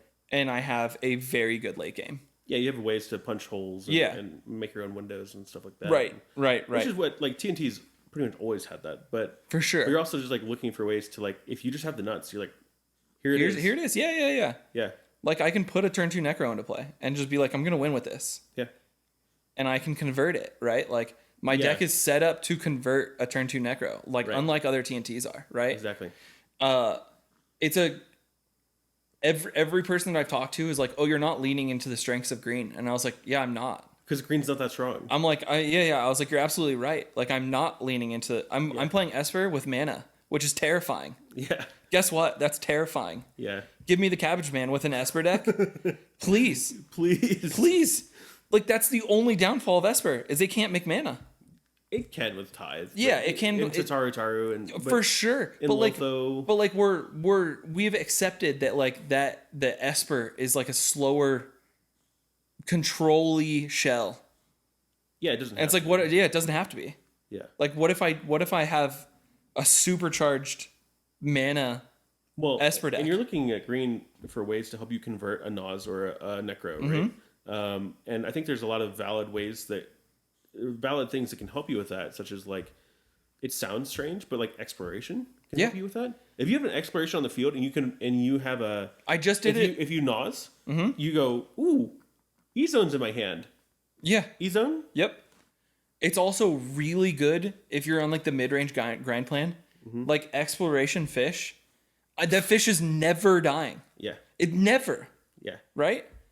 Like you get, like, I think that green, like, it adds this, you get dorks, which are, like, not the best thing in the world, but, like, it helps, like, farms turn 1 sometimes is not great, right? It's fine. It's usually fine, But like being able to add a dork into that equation is interesting. There's to definitely me. some weird, like, if you look at like a graph on like performance, like you have potential to like have a weirdly almost like explosive like turn 2. Yeah. Where like farm doesn't always have that. Right. We My have, like turn 2 Ristic study is a lot more prevalent because of the dork availability. Yeah, and like right? a lot of times like I'd have to like look for a Ragavan or like a Lotho on turn 1 for that. Yeah. I think that especially since it's off season and like right now, Why like not it is the time to try to like deconstruct concepts and put them into different colors, right? Yeah. And I think there's a very real world, by the way, where there is a non-black version of this. yeah, I agree. And I don't know what that looks like exactly, but I think that the tools are coming. And like you said, Cabbage Man's a good one. Yeah. But what I did want to say, and like I haven't said this to you, is that you more than anything are recognizing play patterns, and as a player are like doing the right thing to advance you as like what you need to be doing. Yeah. And I mean, like, here's the real thing is I've had this multiple like conversations with so many people and they're just like, play farm. And I'm like, sure. Obviously, that is probably the light at the end of the tunnel. No, I think you should just do it now because this is going to help you make this TNT for a sure. reality. Yeah, 100%. Because I need to be able to see where the small shortcomings of farm are and be like, can green fix that? Yeah. Can green fix the problems that I have with farm? And the answer is I don't know, right? Dude. Because I'm losing breach, which is like pretty good. Yeah. And like my replacement, I'm not happy with at the moment. Yeah. Right. But I think like what I'm going with is that I have boiled down my win cons to those 5-6 cards. And I'm like, okay, the rest of it is just gas. Give me gas. Yeah, give me what I need. And I will say, like, when I played my first game with it today, I like drew a card and I was like, oh, it's another really good card. Like, surprise! That's what happens when you put 96 good cards in your deck. I've been meaning to tell you this as well, and I keep forgetting. And then like we talked about the list earlier, and I was like, oh, I remember I need to tell Austin this later. But I'm just gonna tell you now. You should look at slotting in Tyvar. Interesting. Because Tyvar gets you a dork back after a Culling Writ. Yeah. And then it also gives it haste. Gives it haste. For like 0 mana. For sure. Tyvar doesn't die to Culling Writ. Can also like reanimate a Thoracle, right? Yeah. Kind of interesting. It's not bad. It's not bad. It's definitely worth testing. Just like look at it. Yeah. But anyway, yeah, so this slide is the weekend after Invitational. I put down wrong side. I still have the deck together. Obviously, I'm not taking it apart anytime soon. And then put together farm and went to a 30-player local, which is just destroyed. I just destroyed everyone. I like mopped the floor with everyone. I looked over on round 1, and you guys had already been shuffling up for another game. 16 minutes. Round 1. And you're just like, yeah, I reverse oracled them. No. Round 1, I didn't reverse oracle. I just won. You just won. I just won early on round 1. Yeah. And then we played another game for fun. You know, you said I was like shuffling up. I won that game. Then we played another game, and I also won that game. Yeah. And I was like, okay, I need to take a break. Like, I'm just gonna wait for round 2. Round 2, reverse circled in 5 minutes. Yeah. And then we played another game after that. I also won that game. And then, and then round 3, I was like, I'm gonna start pushing the limits of what I can do with this deck. Yeah. And so, Kinnan flipped into a Hullbreaker Hoarder on a Timna attack. Oh, I think. And I needed the attack. Yeah. And I'm good. He's fine. Calvin's fine. He's enjoying the story. I needed the Timna attack, and like the Hullbreaker was blocking it, so I deconned for a Red Blast, and it was at the bottom of my library. So like, that's what happened before I walked up. Oh, okay. But I had like cards in hand, so like we ended up drawing round 3. And yeah, so I went like 2-0-1, and then in finals, I won that game. Yep. And I was like, yeah, this deck is pretty good. Logan unshackled. And then came home, started playing the league. I was 1-1-0 in the league. I won 4 games in a row on farm. And then I've drawn a couple games. I lost 1 game since then. But like, yeah, you know what? Like, I've been developing and honing my skills all year. Yeah. And then I'm like, you know what? It's time. Yeah, you're right. Like unshackled, like unburdened. Yeah. You have like gotten through the tunnel and you're like, oh yeah, farm's the answer. You know? It's not the answer, but it's just like, I've never felt like more powerful or more in control. Yeah. Yeah.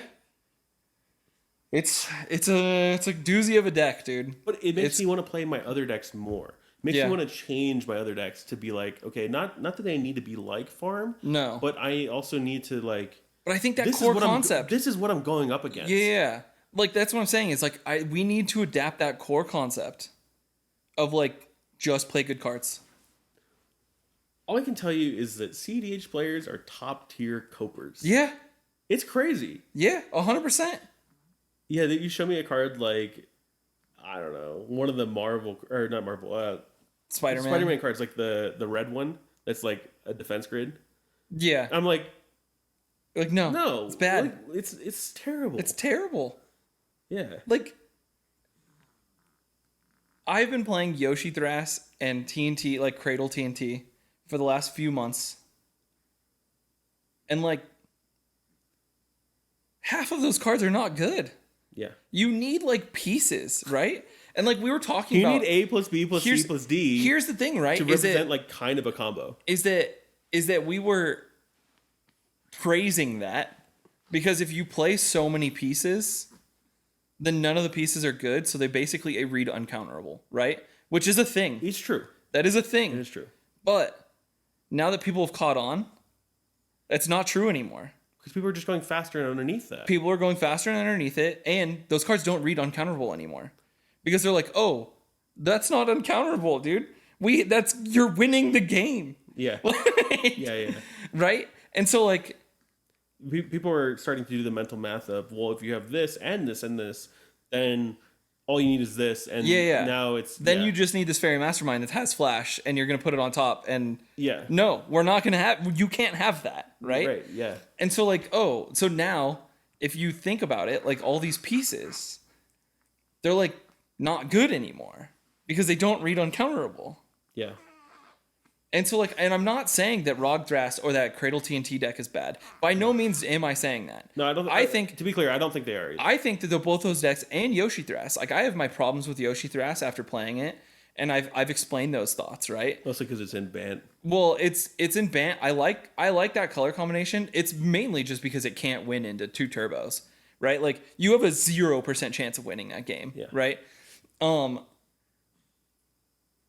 By no means am I saying that those decks are bad. I think that those decks have a lot of merit and they are very good, and there's insanely good pilots on them, right? Jordan Drake on his Cradle TNT is I'll put him against most players, right?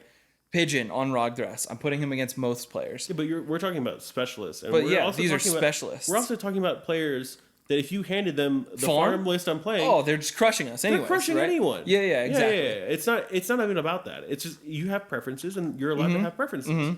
And you can play whatever deck you want. You might think it's better for some reason or whatever. But what we're trying to get across here is that floors need to be raised. Yeah. Floors on every deck that we're playing in this format need to be raised to what the floor is of Blue Farm. Right?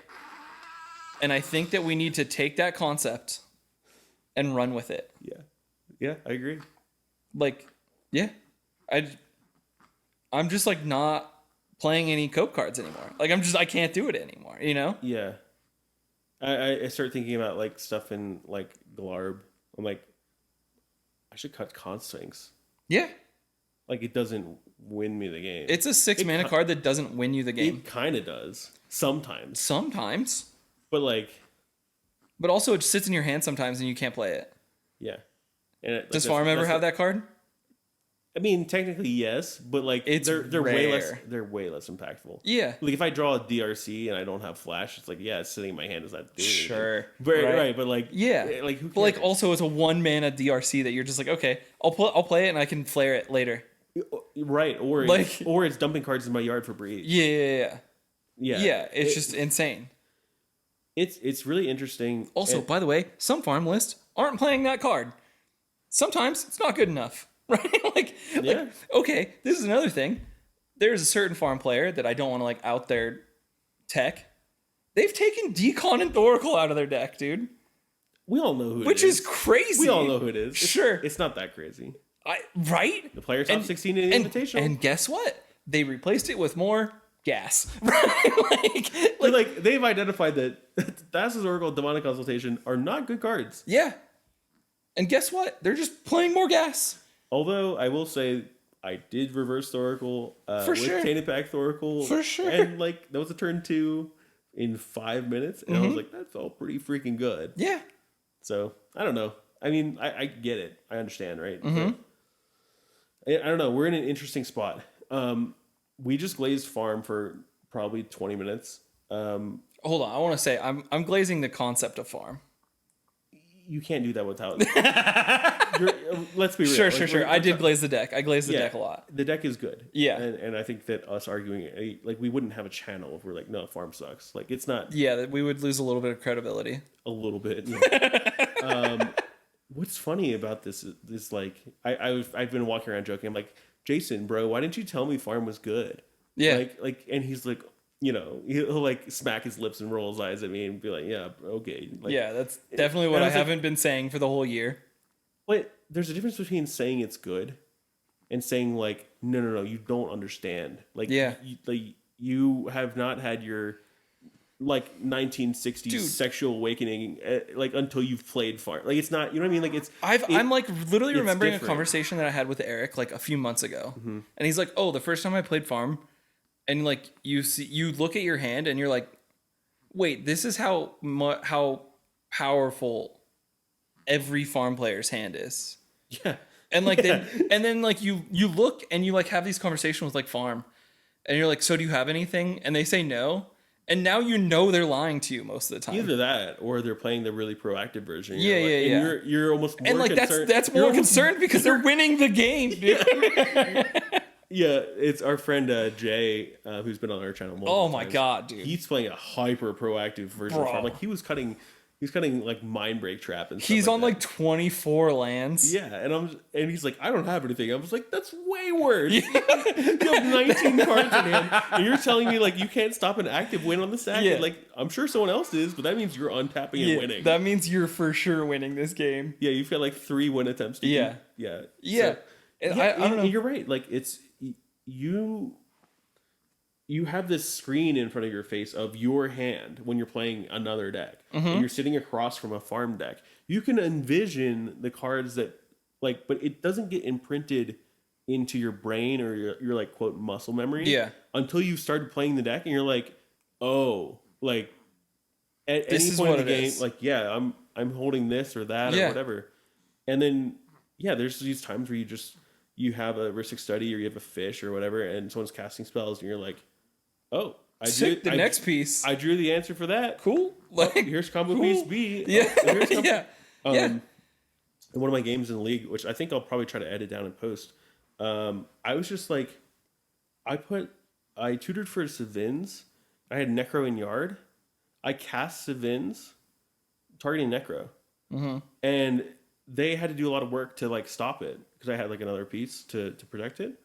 And then Savins went to Yard. They ended up drawing a bunch of cards because I cast spells and I have a Tithe. I Savins again. Yeah.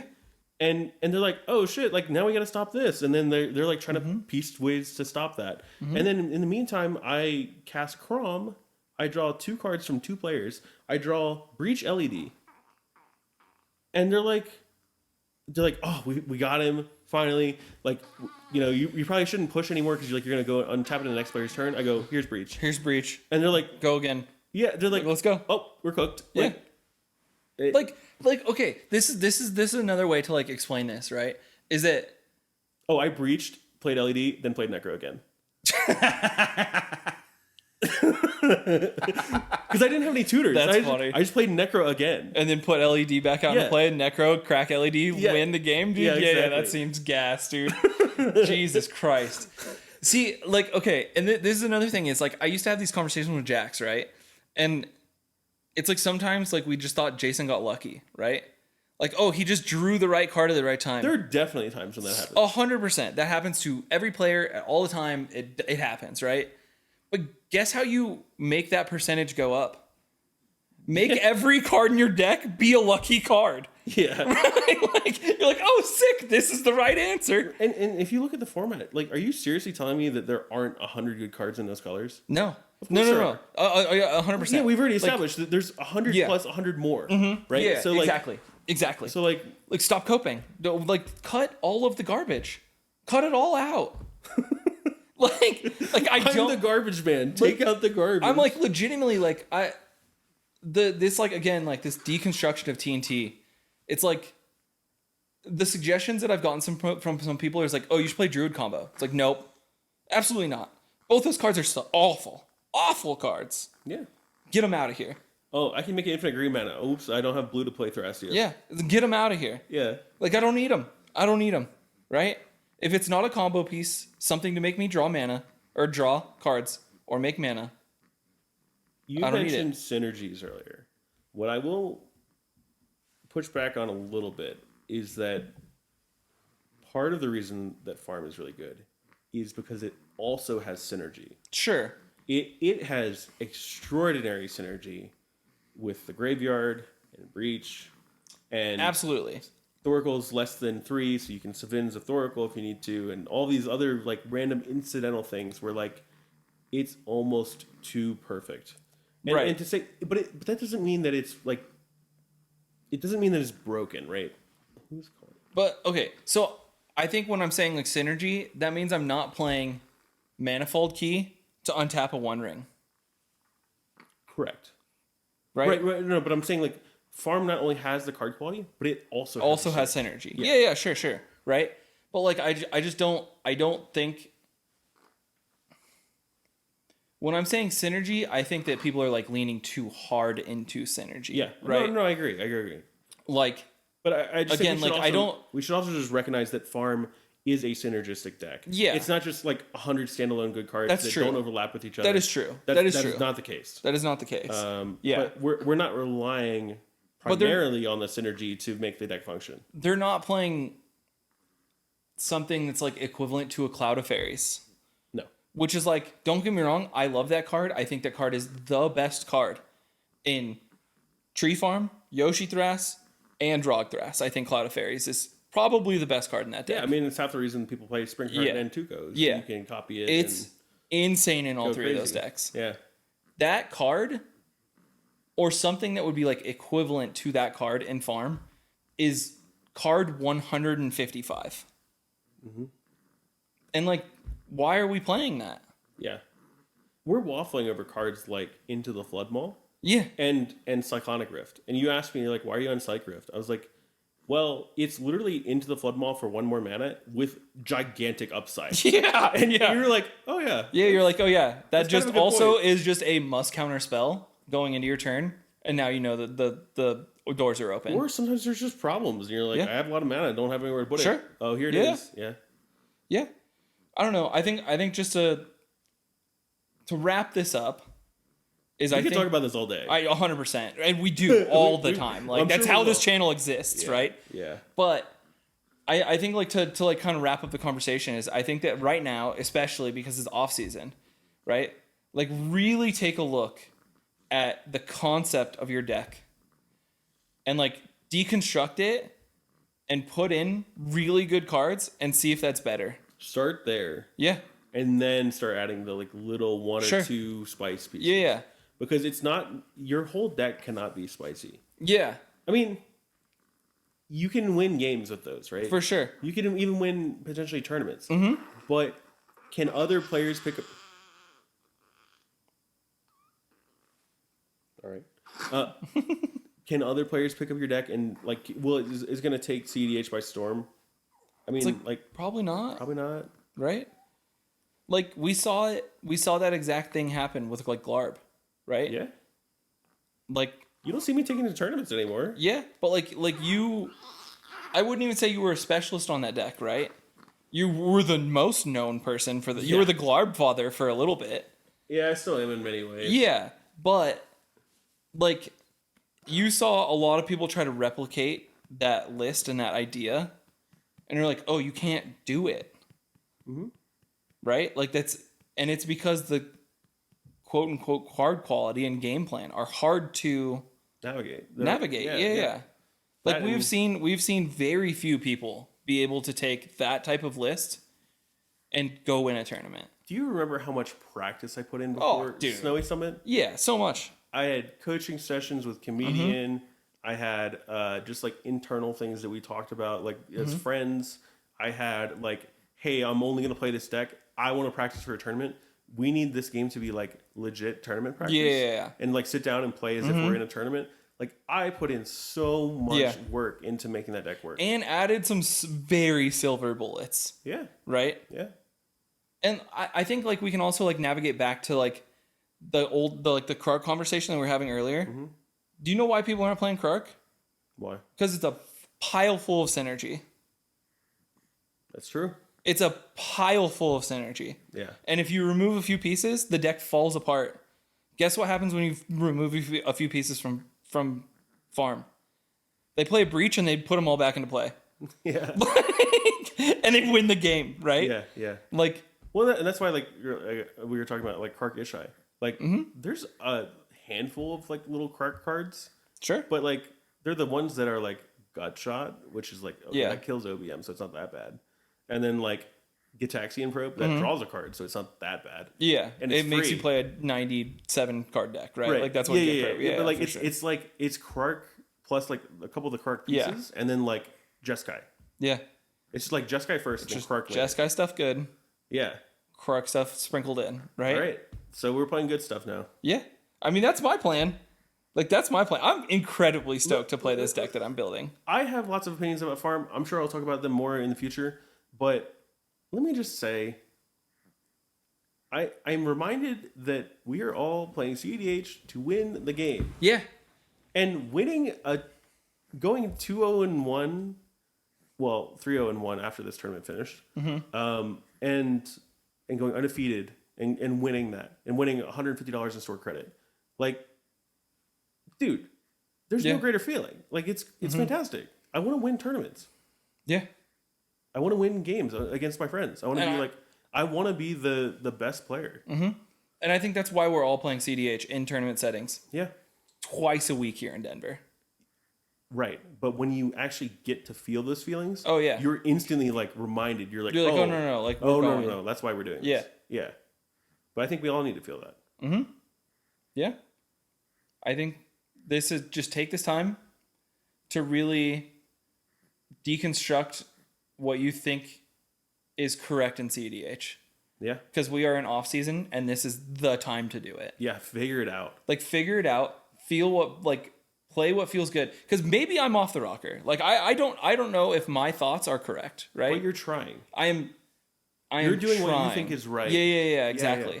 And like I'm seeing realistically, I am seeing the Cabbage Man, and I'm like, hey, that Cabbage Man can solve some of the problems that I see in farm, right?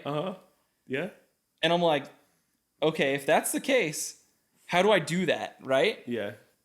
And I think it's just a new concept, right? Or maybe it's an old concept. I don't know. I'm still relatively it's a new concept to you. Yeah, it's a new concept to me. It's like, yeah, we're playing cEDH, but like, are we really taking every single step we can to like, win the game?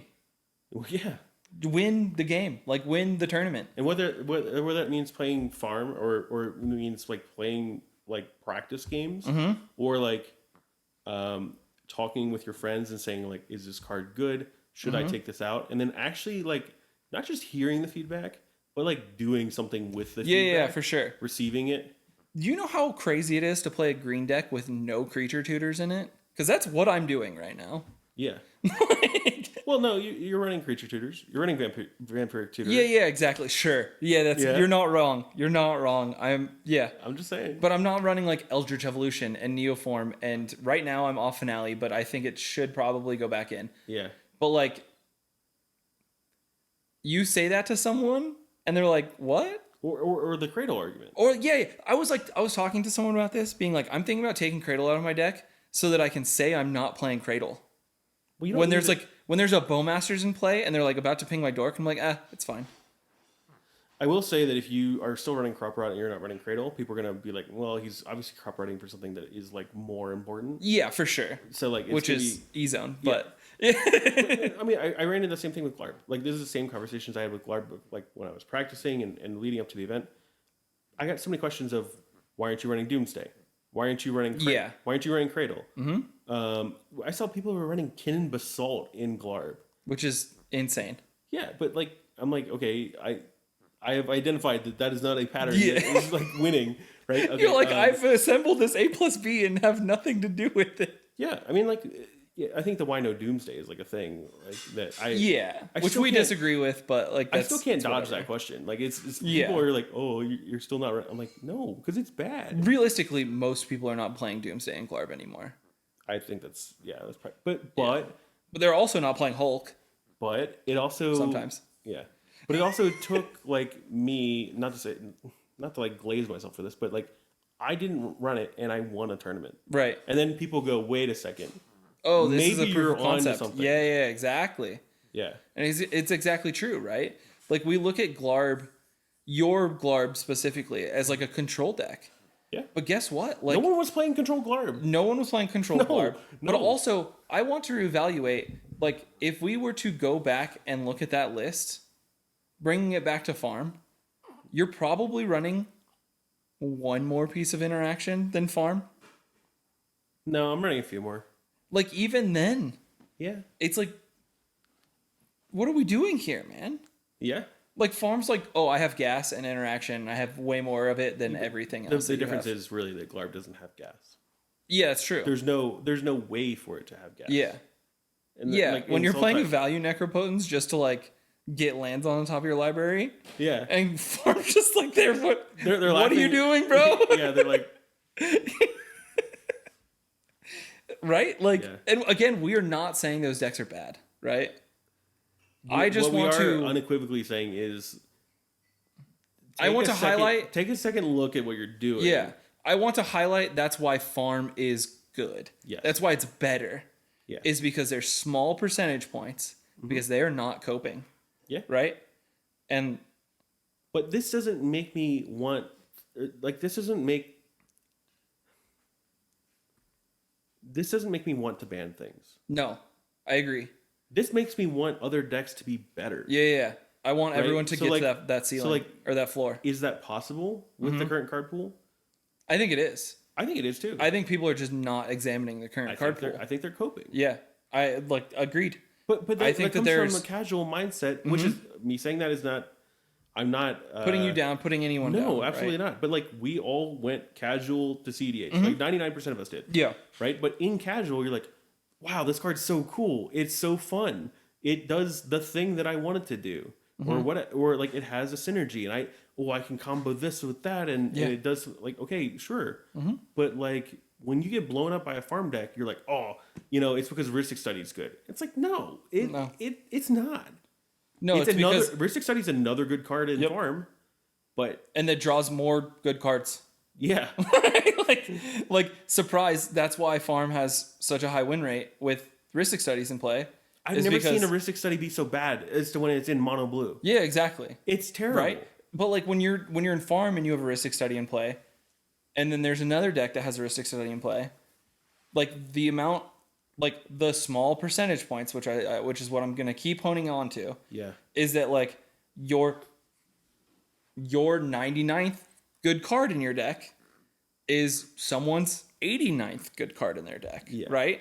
And like, you just keep drawing those, and you keep getting incremental value that is small incremental value over every other deck that you're playing against, and that's why they win. Yep. Right? Like, I've had this concept with like talking about like politics with Waffle, right? Like, Waffle constantly offers you a deal that's 51% good for him and 49% good for you. Yep. And every time you make that deal, he gets an advantage. Go in his favor. And the house always wins, right? Yeah. And that's what farm is doing at all times. with the card pool. With their cards. Yeah, with their not even to mention like player skill or politics or no, they're just anything. like, oh hey, that's here's my advantage. Cool. It's easy to be lucky when you have no bad cards. Yeah, exactly. Yeah. Yeah. So I don't know. I think like just boiling it down, like I think that now's the time to boil down your decks into what its concept is actually trying to do. And the off season is when everyone sleeps. Yes. When everyone sleeps in the off season. Yeah. I'm not doing that. No.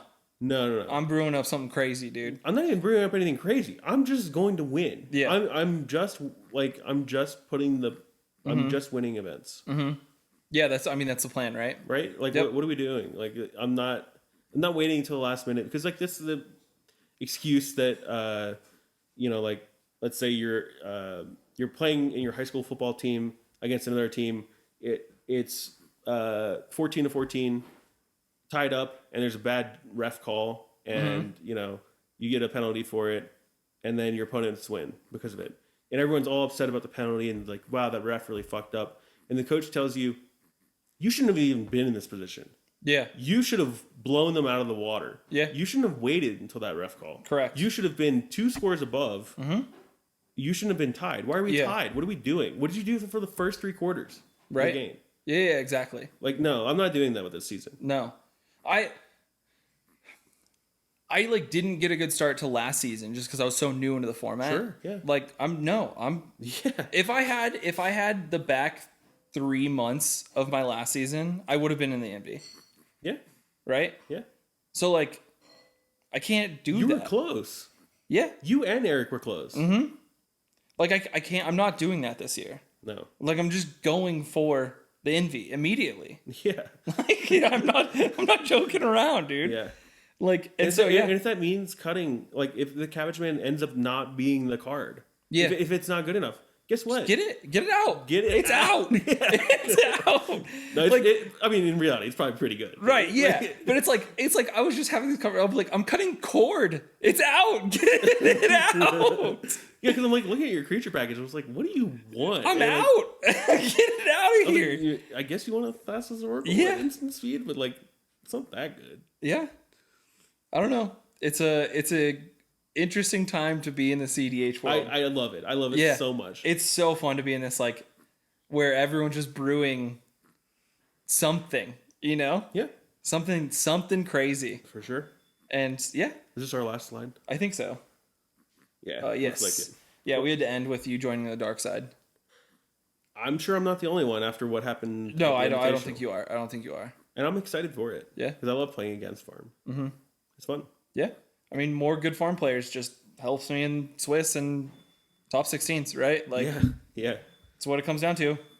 Yeah. Oh, and by the way, if you look at the top 4 of this, it's Jax, who we just had on last week, and Jonah from MTG Basics. Yeah. It's not like... No. It's not nobody. No. And Ryan's a good player, too. Ryan's a good player. Was playing a deck that he literally didn't know how to win on and still top 4'd. Yeah. Because he's like, he was playing Waffles Kennen list. Yeah.